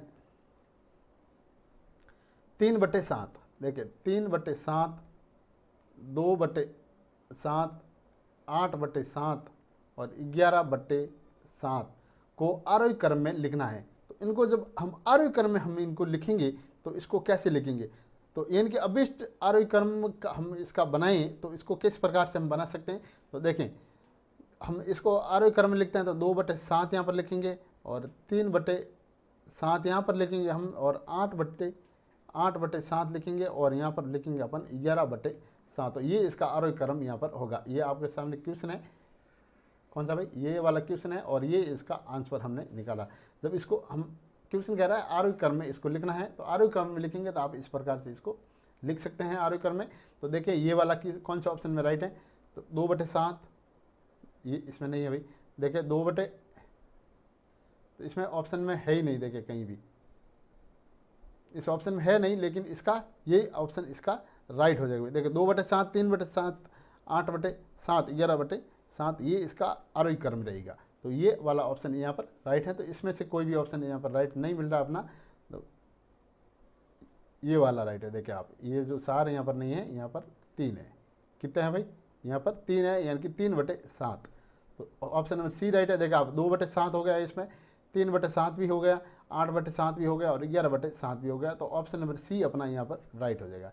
यहाँ पर 4 नहीं है, यहाँ पर 3 है। क्या भाई 3 है, कि 3 है ना, ये देखिए 3/7 दे रखे हैं ना, तो 3/7, तो इसमें 3/7 है। भिन्नात्मक संख्याओं, दोस्तों भिन्नात्मक संख्याओं 5/, ये जो क्वेश्चन आप देख रहे हैं ये 5/3 है, और ये 8/9 है, और ये है 7/10। क्या है, 7/10 है। और में से सबसे छोटी संख्या है भिन्नात्मक संख्याओं, और में से छोटी संख्या इसमें से कौन सी है, ये आपको बतानी है। क्या भाई, और 5 में से यहाँ पर और हो जाएगा। देखें आप, और जो यहाँ पर जो खाली स्थान है यहाँ पर आपको बताना है 5/6 में सबसे छोटी संख्या कौन सी है। तो इसमें सबसे छोटी संख्या हमको बतानी है कि सबसे छोटी संख्या इसमें से कौन सी है। तो इसको हम जब सॉल्व करते हैं दोस्तों, सबसे छोटी संख्या हमको निकालनी है, तो सबसे छोटी संख्या इसमें से 7/10 इसमें हो जाएगी। क्या कौन सी हो जाएगी, 7/10 की यहाँ पर बात करते हैं, कुल जो कौन सी होगी 7/10 इसमें हो जाएगी। ये वाली सबसे छोटी संख्या 7/10। देखिए गेंदे के 72 और गुलाब के 81 फूलों में से एक जैसी 5 मालाएं बनाई गई, बताओ एक माला में कितने फूल पिरोए। देखो गेंदे के 72 और गुलाब के 18 फूलों से एक जैसी 5 मालाएं बनाई गई, तो बताओ माला में कितने फूल यहाँ पर पिलोए गए। तो ऐसे जब क्वेश्चन आते हैं तो उसको ऐसे करते हैं। देखिए कुल फूलों की अपन संख्या की बात करें तो कुल फूलों की संख्या है यहाँ पर कितनी है, 72 + 18 कितनी है, 72 + 18 हो जाएगी। तो 72 + 18 हो जाएगी 90। कितनी हो जाएगी, 72 + 18 90 होगी। तो एक माला में अगर फूलों की संख्या की बात करें, एक माला के अंदर अगर फूलों की, पहले तो अपने को 5 मालाएं बनाई गई, तो सबसे पहले अपने बताना एक माला में फूलों की संख्या यहाँ पर अपने को निकालने के लिए बताया गया है। तो एक माला में जो संख्या बताई गई तो ये है 90/5। तो दोस्तों 90/5 यहाँ पर हो जाएगा, तो यहाँ पर आपको प्राप्त होगा 18। कितने हो जाएगा भाई, 18। तो ऑप्शन नंबर यहाँ पर सी राइट है, यानी कि एक माला में कितने फूल पिरोए गए, तो 18 फूल इसमें पिरोए। क्या किया हमने, सबसे पहले इन दोनों को टोटलिंग की, यानी कि ये बताएं इनको टोटल, तो 90, तो 90/5 जो है ना, 5 किए हमने ऐसे। तो यहाँ पर बताना था अपने को एक माला का, तो एक माला की यहाँ पर बात करें ये कट जाएगा। तो ये कटा 90 से 5 बार 18, क्या 18 बार कटा ये 90 5 से, तो 18 इसमें आ जाएगी। नेक्स्ट क्वेश्चन है 50 किताबों का मूल्य 625 रुपये हो तो 1000 रुपये में कितनी किताबें आएंगी। तो दोस्तों आपको बताना है 50 किताबों का जो मूल्य है यहाँ पर, देखें 50 किताबों का मूल्य की बात करें तो 625 रुपये हैं। तो हमको बताना है कि 1000 रुपये में कितनी किताबें यहाँ पर आ जाएगी, तो कितने भाई 50 किताबें, तो 650 रुपये में आने वाली किताबें कितनी हैं, 650 रुपये लगेंगे और अपन को 50 किताबों मिलेगी। कितने रुपये, तो 650 रुपये के अंदर आपको दी जाएगी 50 किताबें, ठीक है।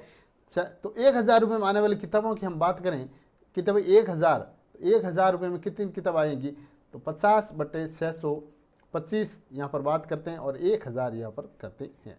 जब हम इसे सॉल्व करते हैं, किसे भाई, जब हम इसे सॉल्व करते हैं, ये देखें आप कट जाएगा, ये जब आपस में ये कटता है, ये कटेगा, कितनी बार कटेगा भाई, ये कटेगा 25 बार, ठीक है ना, ये 25 बार कटेगा, ये वापस 2 बार कट जाएगा इससे, तो कितने हो जाएंगे हमारे, देखिए ये 25 बार कटेगा इससे, है ना, तो ये कितनी बार कट जाएगा, ये जब ये 25 बार कटेगा तो ये कटेगा आप ये 40 बार, कितनी बार कटेगा भाई, ये कटेगा 40 बार।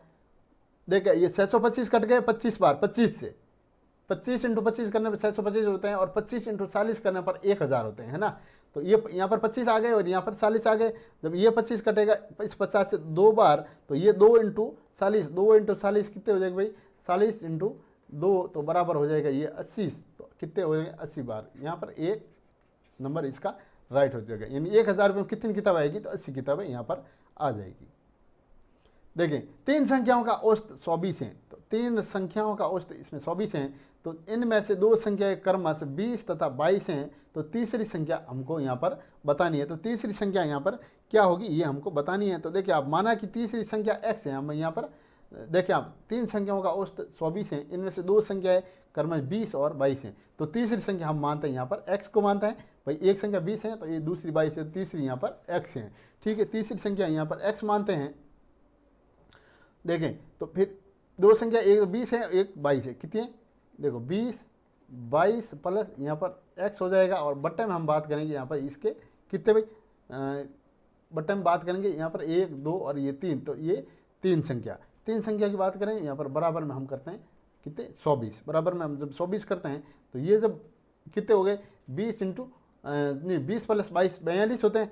देखिए आप 42 प्लस x बराबर यहाँ पर बात करेंगे अपन, हमारे पास आएगा 72, तो x बराबर कितने हो जाएंगे, x बराबर हम जब इसे काटते हैं तो ये कटेगा 30 बार, कितनी 30 बार, तो ऑप्शन नंबर इसमें 30 यानी कि सी ऑप्शन इसका राइट हो जाएगा।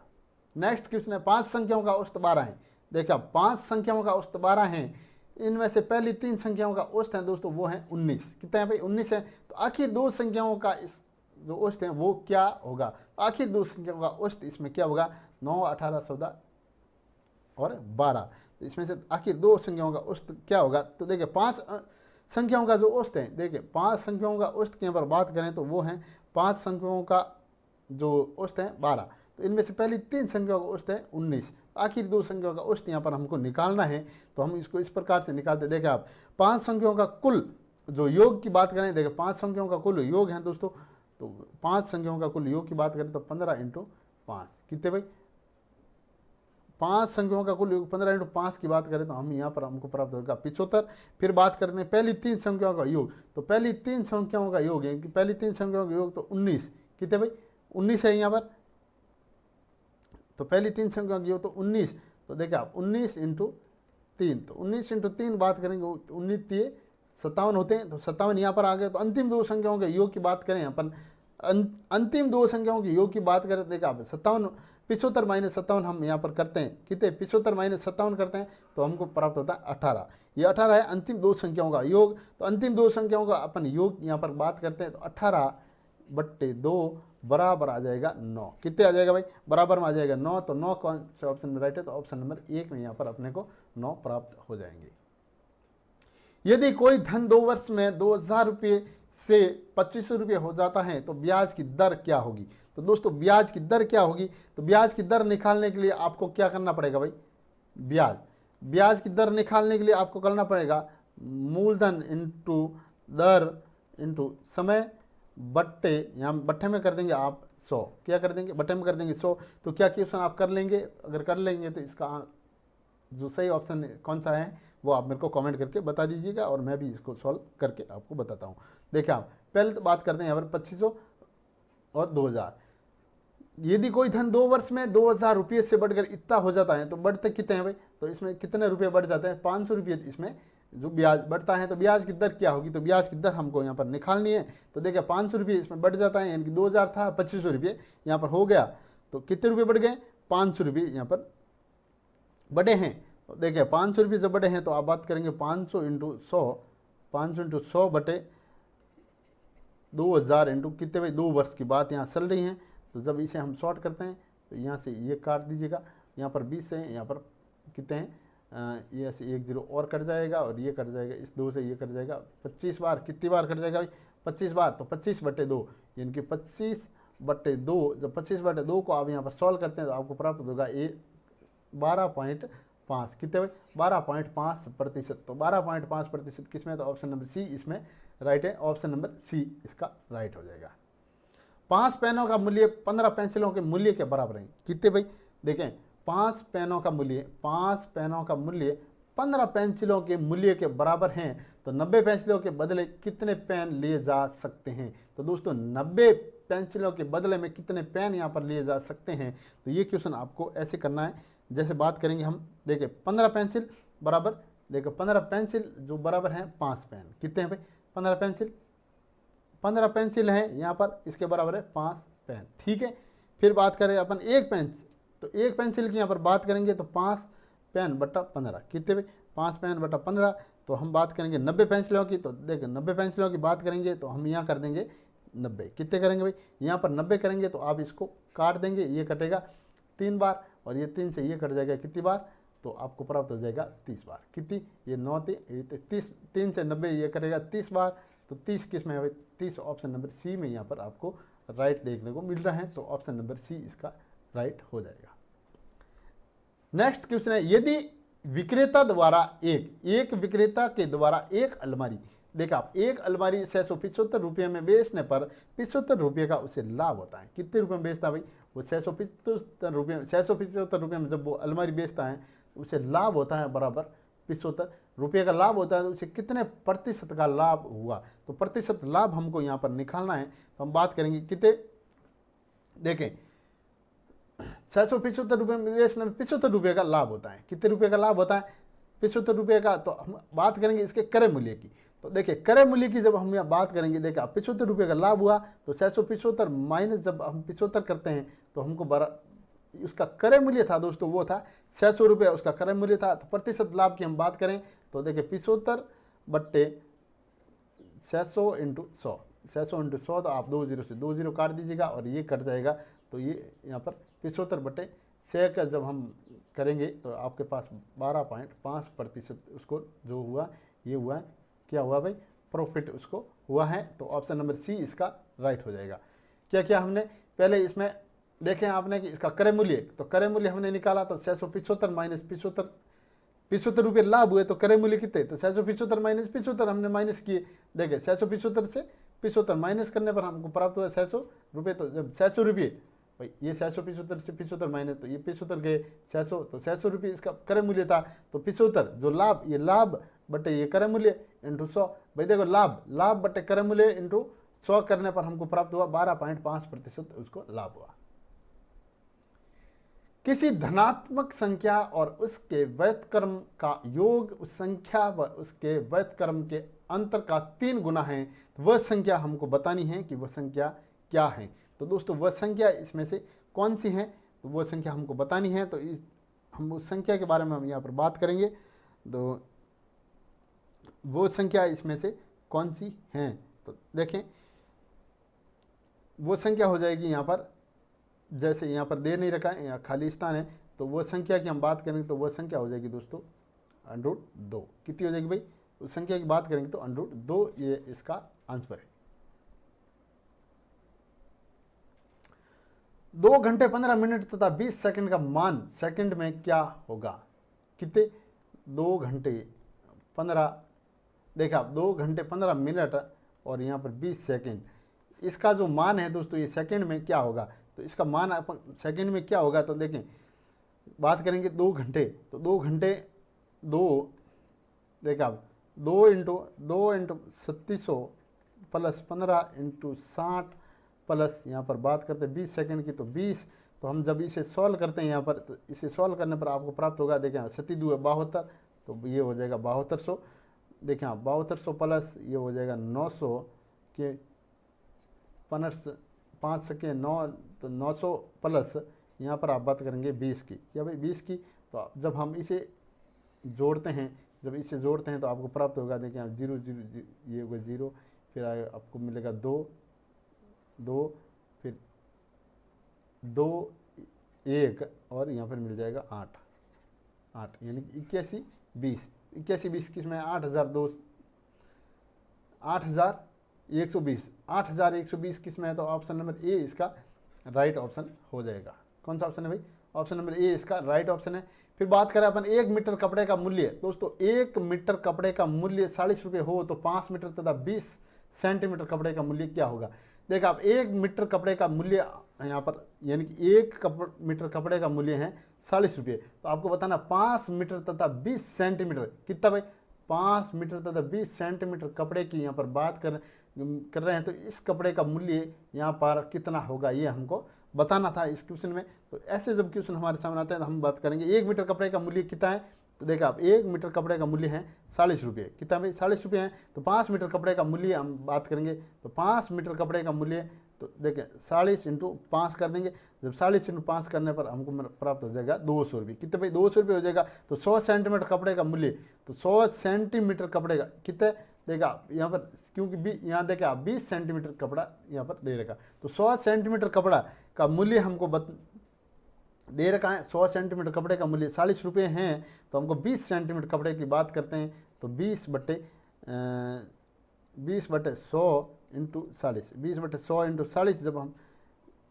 देखें आप नहीं यहाँ पर 40 करना पड़ेगा, देखिए 40 बटे 100 इंटू 20 कितने भाई, 1 मिनट, ये नहीं ऐसे नहीं, देखें आप 20 40, क्योंकि अपने को 40 का निकाल, तो 40 बटे देखो 40 बटे 100 इंटू 20 जो सेंटीमीटर ये आपको दे रखा है, ये वाला है वो है, तो आप देखें आप इसको ये कट जाएगा और इससे ये कट जाएगा, तो 8 कितने भाई 8 रुपये, 8 रुपये हो जाएगा किसका, ये 8 रुपये हो जाएगा प्यारे दोस्तों इसका, यानी कि 20 सेंटीमीटर कपड़े का मूल्य 8 रुपये हो जाएगा।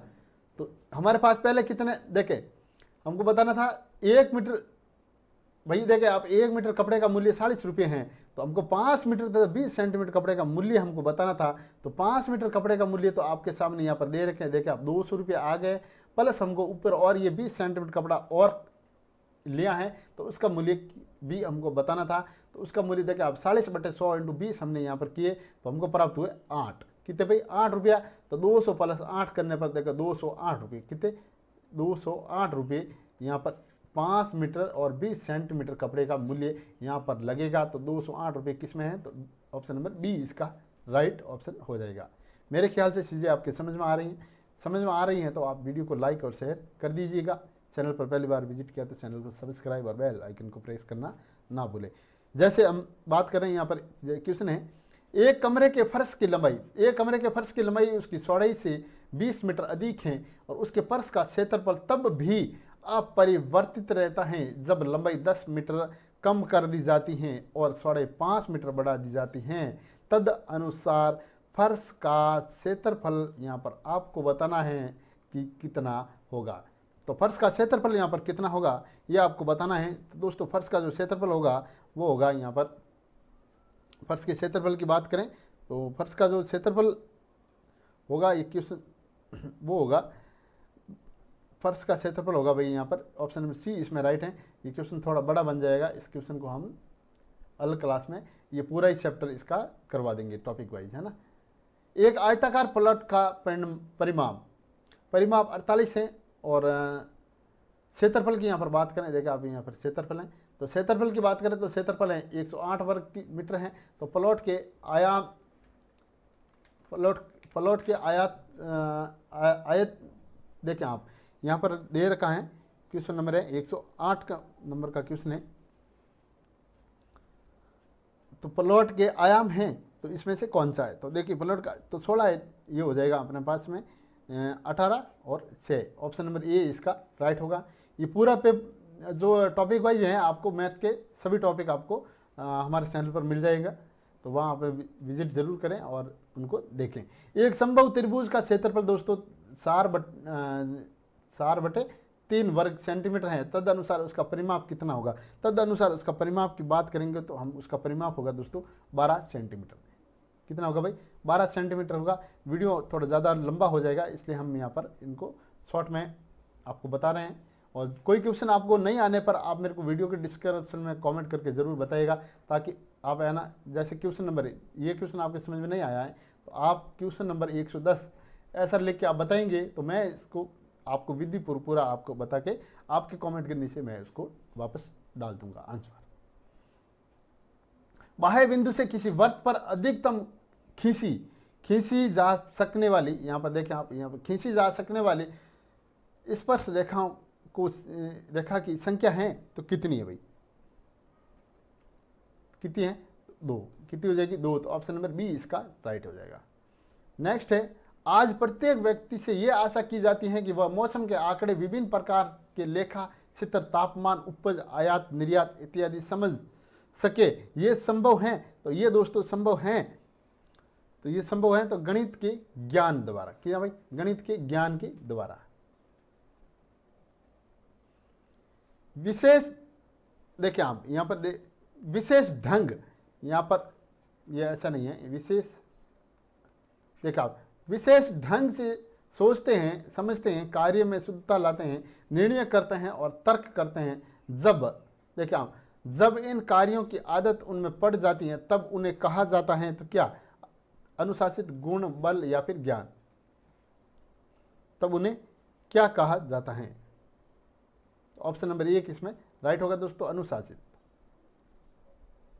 गणित शिक्षण में मूल्यांकन का प्रमुख कार्य है, तो गणित शिक्षण में मूल्यांकन का प्रमुख कार्य इसमें आपको बताना है कि क्या है। तो देखिए आप, मानक संदर्भित, ये राइट है बिल्कुल। निष्कर्ष संदर्भित, ये भी राइट है, ये भी राइट है, और ये सभी, यानी कि ऑप्शन नंबर इसका डी ऑप्शन राइट है।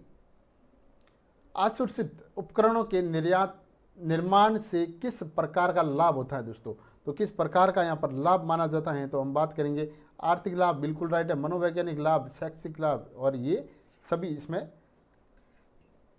राइट है। ऑप्शन नंबर इसका डी ऑप्शन राइट। गणित का शिक्षक अज्ञात से ज्ञात की ओर, देखिए गणित का शिक्षक ज्ञात से अज्ञात, देखिए अज्ञात भाई, देखिए आप अज्ञात से ज्ञात की ओर, देखिए ज्ञात की ओर शिक्षण सिद्धांत का पालन किस विधि में किया जाता है। यानी अज्ञात से ज्ञात की ओर किस विधि में यहाँ पर किया जाता है, इसका तो आप बताएंगे यहाँ पर आगमन विधि। वीडियो के डिस्क्रिप्शन में आपको एक लिंक मिल जाएगा, इसका पूरा वीडियो मैंने बना रखा है और बहुत ही आसान तरीके से समझाने की कोशिश की है मैंने। ऑप्शन नंबर सी इसका राइट है। मूल्यांकन को कार्यसूचक क्या है, तो दोस्तों मूल्यांकन को कार्यसूचक क्या है, तो देखें आप ये बात करेंगे, चिन्हित करना तो बिल्कुल राइट है भाई। निर्णय लेना तो ये भी राइट है। भूल खोजना तो ये भी राइट है। क्या, भूल खोजना ये भी राइट है। तो आप कह सकते हैं कि ऑप्शन नंबर डी इसका राइट ऑप्शन हो जाएगा। सेक्सटेंट किस प्रकार की अधिगम सामग्री है, तो दोस्तों सेक्सटेंट किस प्रकार की अधिगम सामग्री है, तो आपको बताना सेक्सटेंट किस प्रकार की अधिगम सामग्री है। तो यहाँ बात करेंगे अपन दर्शीय सामग्री। ऑप्शन नंबर ए इसका राइट ऑप्शन है। प्रोजेक्ट यथार्थ जीवन का ही एक भाग है जो विद्यालय में प्रदान किया जाता है। उक्त कथन है, तो दोस्तों उक्त कथन है, तो ये उक्त कथन किसका है, तो बात करेंगे अपन बेलार्ड की। किसकी भाई, बेलार्ड की बात करेंगे भैया। उक्त कथन है जो बेलार्ड का है। ऑप्शन नंबर सी इसका राइट ऑप्शन है। वह उद्देश्य जो शिक्षक गणित पढ़ाने के बाद कक्षा में ही प्राप्त कर लेता है उसे कहा जाता है। वह उद्देश्य, देखिए आप, वह उद्देश्य जो शिक्षक गणित पढ़ाने के बाद कक्षा में ही प्राप्त कर लेता है उसे क्या कहा जाता है, तो दोस्तों उसे कहा जाता है, देखिए आप, सांस्कृतिक उद्देश्य, तो बिल्कुल राइट है भाई। शैक्षिक उद्देश्य ये भी इसमें आता है और सामाजिक उद्देश्य भी इसमें आता है। तो ऑप्शन नंबर डी इसका राइट ऑप्शन हो जाएगा। देखा आप, गणित में क्रियात्मक विधि की निम्न में से कौन सी विशेषता नहीं है। मैंने एक बात आपको कहा कि क्वेश्चन को हमेशा पूरा पढ़े, और एक नहीं 2 बार पढ़े, जब तक समझ में नहीं आए पढ़ें उसको, और क्वेश्चन को पूरा पढ़ के उसको समझे और अच्छा आंसर करने की कोशिश करें। तो गणित में क्रियात्मक विधि की निम्न में से कौन सी विशेषता नहीं है दोस्तों? तो यहाँ पर हम बात करेंगे, देखें तो छात्रों में विभिन्न कौशलों का विकास करना तो बिल्कुल नहीं है भाई। इस विधि के द्वारा शिक्षा ग्रहण कर विद्यार्थी, देखिए आप, विशेषता नहीं है जो इसमें वो विशेषता नहीं है तो उपरोक्त में से कोई नहीं है इसमें, ऐसा मुझे लगता है। तो इस विधि के द्वारा शिक्षा ग्रहण कर विद्यार्थी श्रम के महत्व को समझता है, नहीं। छात्रों में विभिन्न सामाजिक गुणों का विकास होता है, नहीं। तो आप कह सकते हैं उपरोक्त में से कोई नहीं, ऑप्शन नंबर डी इसका राइट हो जाएगा। फिर आगे आपको यहाँ पर पर्यावरण अध्ययन यानी कि खंड 5, क्या भाई, देखें आप यहाँ पर खंड 5 में आपको खंड 5 में आपको यहाँ पर देखने के लिए मिलेंगे 30 क्वेश्चन, जो आपको यहाँ पर पर्यावरण अध्ययन के क्वेश्चन हैं, जो यहाँ पर 30 क्वेश्चन यहाँ पर भी आपको मिल रहे हैं। तो पहला क्वेश्चन की हम बात करें यहाँ पर खंड 5 के, और ये लास्ट खंड है, यहाँ पर आपको टोटल 150 क्वेश्चन पूरे हो जाएंगे। देखिए आप, तो पहला क्वेश्चन है पर्यावरण अध्ययन का, पहला क्वेश्चन यानी कि 121 नंबर क्वेश्चन है, पर्यावरण अध्ययन विषय के माध्यम से मानव जीवन के भावमूलन पक्ष के अंतर्गत शिक्षक विद्यार्थियों की जिन प्रवृत्तियों को अभिव्यक्त करने की चेष्टा करता है वह हैं, तो वह इसमें से कौन सी हैं दोस्तों? तो हम बात करेंगे अभिरुचि अभिवृत्ति संबंधी चेष्टा, तो ऑप्शन नंबर सी इसका राइट हो जाएगा। पर्यावरण वह सब कुछ है जो किसी व्यक्ति को चारों ओर से घेरे हुए हैं, वह उस पर सीधा प्रभाव डालता है। ये परिभाषा किस विधान ने दी? तो दोस्तों ये परिभाषा किस विधान ने दी? तो हम बात करेंगे यहाँ पर, देखिए आप, निबर्ट। किसकी भाई? देखिए हम यहाँ पर बात करेंगे निबर्ट, ये परिभाषा निबर्ट ने दी। ऑप्शन नंबर 1 इसका राइट हो जाएगा। उद्देश्य एवं अधिगम दोनों मिलकर बालकों में क्या व्यवहारिक परिवर्तन करते हैं? ये संकेत जिससे प्राप्त होता है वह है, तो दोस्तों ये संकेत जिससे प्राप्त होता है वह है, तो मूल्यांकन की बात यहाँ पर अपन कर रहे हैं। किसकी भाई? तो मूल्यांकन की बात यहाँ पर करते हैं। ऑप्शन नंबर बी इसका राइट ऑप्शन है। पर्यावरण अध्ययन की प्रमुख विद्या है, तो दोस्तों पर्यावरण अध्ययन की प्रमुख विद्या है, तो देखें हम यहाँ पर बात करते हैं स्थानीय उपागम, पारिस्थितिकीय उपागम, तंत्र उपागम। स्थानीय उपागम ये भी है, पारिस्थितिकीय उपागम भी है, तंत्र ये भी है, तो उपरोक्त सभी, तो ऑप्शन नंबर डी की हम बात करते हैं। पर्यावरण अध्ययन विषय में प्रायोगिक कार्य की उपयोगिता है, तो इसकी उपयोगिता क्या है? व्यवहारिक एवं यथार्थ ज्ञान प्राप्त होना, शिक्षण रोचक एवं प्रभावोत्पन्न होता है, छात्रों की निर्णय शक्ति एवं निरीक्षण शक्ति का विकास होता है इसमें, उपयुक्त सभी। तो हम बात करेंगे यहाँ पर उपयुक्त सभी की, तो ऑप्शन नंबर इसमें डी यानी कि पहला, दूसरा और तीसरा ये सभी इसमें राइट हैं, उपयुक्त सभी। सर्वे साधन के अंतर्गत निम्न में से कौन नहीं आता? तो दोस्तों सर्वे साधन के अंतर्गत निम्न में से कौन नहीं आता? तो हम बात करेंगे यहाँ पर, देखें, ग्रामोफोन, टैप रिकॉर्डर, कथा कहानी या फिर अजायब घर। तो इसके अंदर जो नहीं आता है उसके बारे में हम बात करेंगे। तो देखें निम्न में से कौन नहीं आता, किसमें? सर्वे साधन के अंतर्गत निम्न में से कौन नहीं आता, यहाँ पर जो नहीं आता है उसके बारे में बात करेंगे। तो यहाँ ग्रामोफोन तो आता है, टैप रिकॉर्डर इसमें आता है, कथा कहानी भी इसमें आती है, लेकिन अजायब घर की यहाँ बात करें तो ये इसके अंदर नहीं आता भाई। क्या? ये इसके अंदर नहीं आता। ऑप्शन नंबर डी हमारा यहाँ पर राइट ऑप्शन है। पर्यावरण अध्ययन के शिक्षण में जीवन गाथा विधि में किसका वर्णन किया जाता है? तो दोस्तों किसका वर्णन यहाँ पर किया जाता है? तो ऐतिहासिक महापुरुषों के जीवन के संबंध घटनाओं के इतिहास की, ऐतिहासिक महापुरुष के जन्म तिथि की जानकारी, उपरोक्त दोनों या फिर इनमें से कोई नहीं।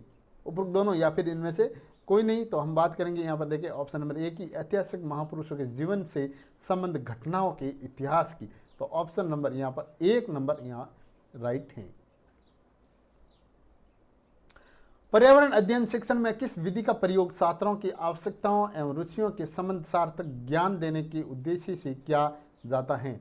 योजना, पाठ्यपुस्तक, इकाई या फिर जीवन गाथा? तो हम बात करेंगे यहाँ पर दोस्तों इकाई की, ऑप्शन नंबर सी की यहाँ पर बात करेंगे। मानचित्र बनवाने का अभ्यास किस विषय शिक्षण के लिए विशेष रूप से आवश्यक है? तो मानचित्र बनाने का अभ्यास किस विशेष शिक्षण के लिए विशेष रूप से यहाँ पर आवश्यक हैं? भूगोल, नागरिक, भौतिक एवं इतिहास। तो बात करेंगे यहाँ पर भूगोल। किसकी बात करेंगे? भूगोल की। ऑप्शन नंबर 1 यहाँ पर राइट है। पर्यावरण अध्ययन शिक्षण में बालकों की बौद्धिक जानकारी प्राप्त करने के लिए किस प्रकार के प्रश्न दिए जाने चाहिए? तो दोस्तों यहाँ पर किस प्रकार के प्रश्न दिए जाने चाहिए, तो हम बात करेंगे। देखें आप, वस्तुनिष्ठ प्रश्न ये बिल्कुल राइट है, देने चाहिए, और निबंधात्मक प्रश्न ये भी देने चाहिए। तो दोनों प्रकार के इसमें से कोई नहीं, तो आप कह सकते हैं कि यहाँ दोनों प्रकार के, यानी कि ऑप्शन नंबर ए तथा बी दोनों भी यहाँ पर राइट है। वस्तुनिष्ठ और निबंधात्मक प्रश्न दोनों प्रकार के प्रश्न यहाँ पर देने चाहिए। समस्त सामाजिक जीवन के लिए आवश्यक है। तो दोस्तों समस्त सामाजिक जीवन के लिए आवश्यक हैं, तो क्या यहाँ पर आवश्यक हैं? देखिए, सभी लोग मिलजुल कर एक साथ रहें, तो बिल्कुल राइट है भाई, सभी लोग मिलजुल कर एक साथ रहें। परस्पर तनावग्रस्त रहें, तो बिल्कुल राइट नहीं है, ऐसा नहीं होना चाहिए। एक दूसरे से निगाह बसाकर निकल जाना चाहिए, ये भी नहीं है। उपयुक्त सभी, तो ये भी नहीं है। तो आप कह सकते हैं ऑप्शन नंबर 1 इसका राइट ऑप्शन है, सभी लोग मिलजुल कर एक साथ इसमें रहे। बाल विवाह निरोधक अधिनियम अर्थात शारदा एक्ट के अनुसार लड़के एवं लड़की का विवाह क्रमशः 18 वर्ष तथा 14 वर्ष की आयु में नहीं होना चाहिए। ये एक्ट कब अस्तित्व में आया? इस एक्ट के बारे में, यानी कि आपको बता दें कि शारदा एक्ट, क्या भाई? देखिए आप, शारदा एक्ट के बारे में अधिक जानकारी अगर आपको चाहिए तो आपको डिस्क्रिप्शन में इससे संबंधित महत्वपूर्ण तथ्य आपको डिस्क्रिप्शन में मिल जाएंगे, वहाँ आप जाके ज़रूर इनके बारे में अगर आपकी लालसा है देखने की तो ज़रूर वहाँ पर देखें। तो हम बात करेंगे ये एक्ट कब अस्तित्व में आया। तो दोस्तों ये जो एक्ट है भाई, ये अस्तित्व में आया 1929 और 30 के अंदर। कब आया था? 1929 और 30 के अंदर। कौन सा एक्ट है? तो शारदा एक्ट है। कौन सा एक्ट है भाई? ये शारदा एक्ट है, जो 1929 और 30 में ये अस्तित्व में आया। इस एक्ट में क्या हुआ था कि लड़की का विवाह क्रमशः 18 साल, क्या भाई? लड़की का विवाह 18 साल और एवं 14 वर्ष की आयु में लड़का एवं लड़की। तो लड़का यहाँ पर 18 साल की बात करें और लड़की की बात करें तो वो 14 साल की। तो इस मैटर का पूरा जो आपको डिस्क्रिप्शन में वर्णन मिल जाएगा। तो भारत के प्रथम जिन संवर्धित फसल हैं दोस्तों, तो बैंगन, आम, सेब या फिर कपास। तो कौन सी इसमें राइट हो जाएगी? तो हम बात करेंगे यहाँ पर कपास की। तो भारत की प्रथम जिन संवर्धित फसल की बात करते हैं यहाँ पर, तो कपास है। कौन से? कपास की बात करते हैं। ऑप्शन नंबर डी इसका राइट ऑप्शन हो जाएगा। सामान्यतः टेलर यानी कि दर्जी की यहाँ बात चल रही है, तो दर्जी कपड़ा सिलने से पहले उसे पानी में भिगो कर रखता है, तो वो ऐसा क्यों करता है? तो दोस्तों वो ऐसा क्यों करता है? तो देखिए आप, कपड़े की सिकुड़ने की प्रवृत्ति का पता उसे लग जाता है, ताकि जब वो उसे बनाए तब वो टाइट ना हो सके, इसलिए वो ऐसा करता है। यानी कि कपड़े की सिकुड़ने की प्रवृत्ति का उसे पता चल जाता है। तो ऑप्शन नंबर ए इसका राइट यहाँ पर हो जाएगा।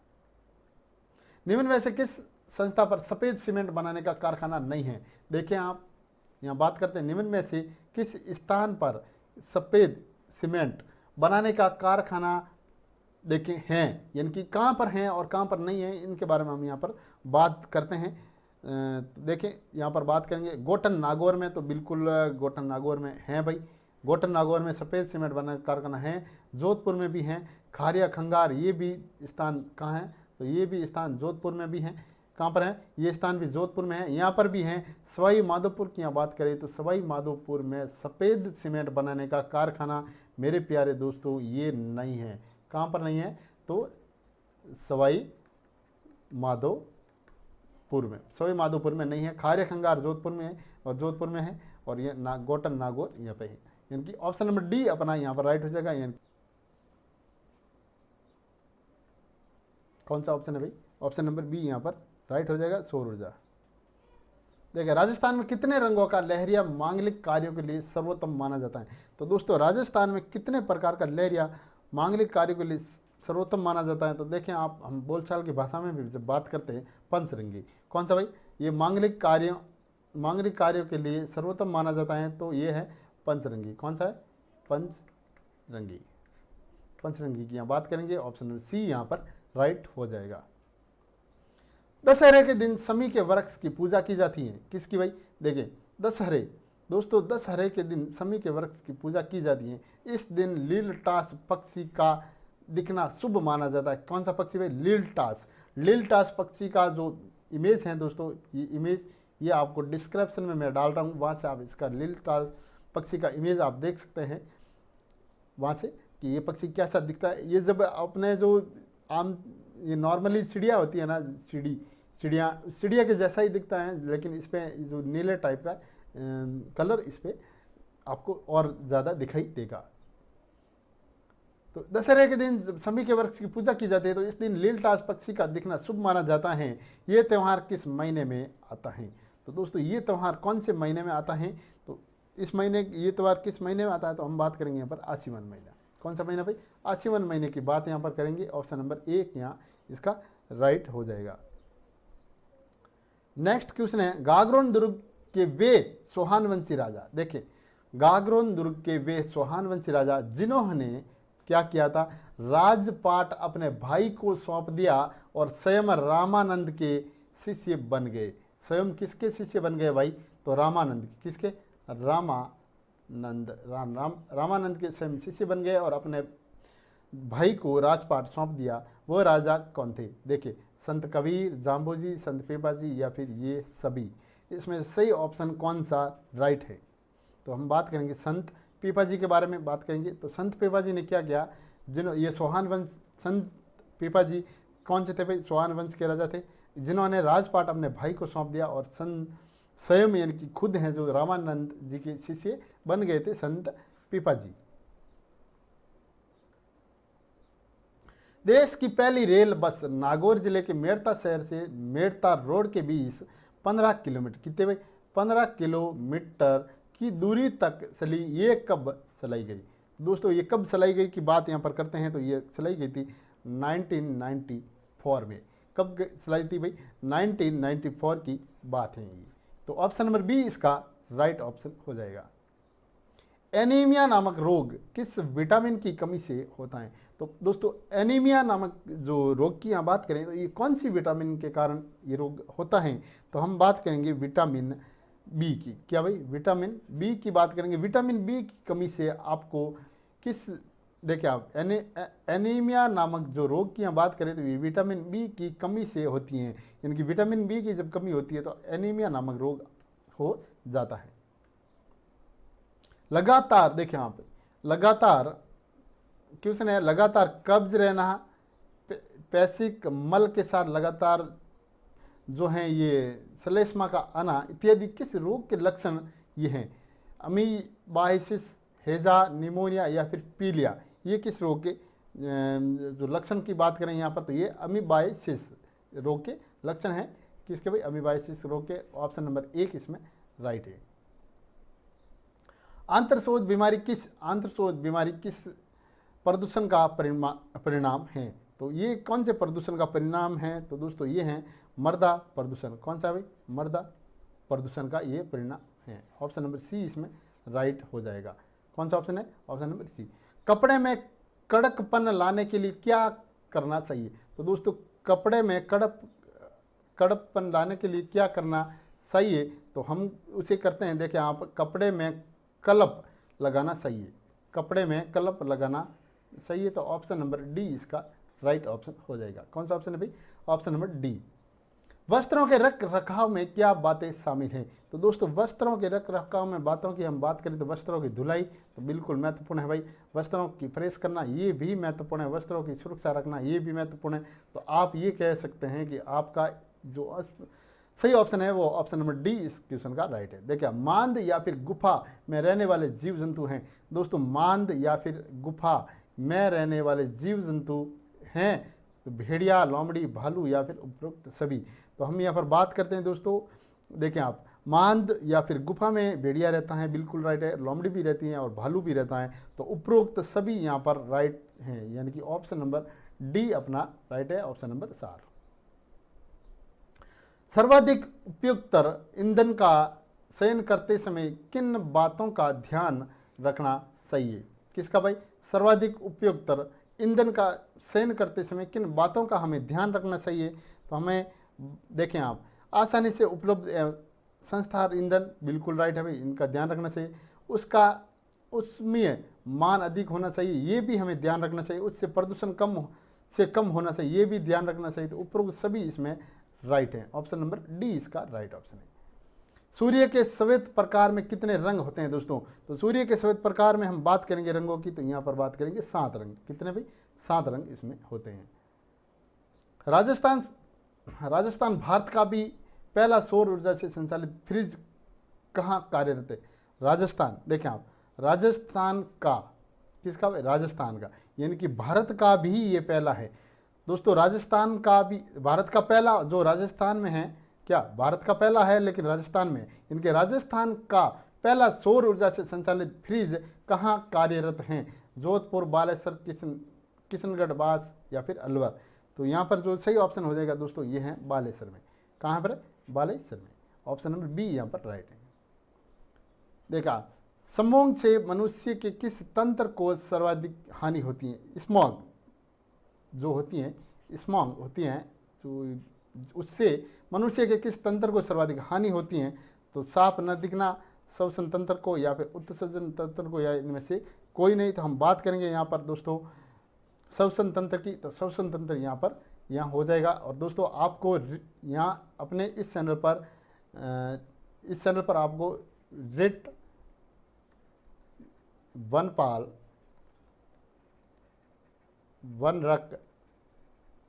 वनरक्षक और यहाँ पर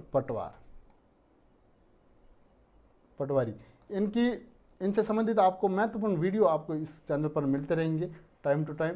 तो चैनल को आपने सब्सक्राइब नहीं किया तो चैनल को सब्सक्राइब कीजिएगा, और वीडियो आपको अच्छा लगा तो लाइक और शेयर जरूर कीजिएगा। मिलते हैं अगले वीडियो में, तब तक के लिए जय हिंद, जय भारत।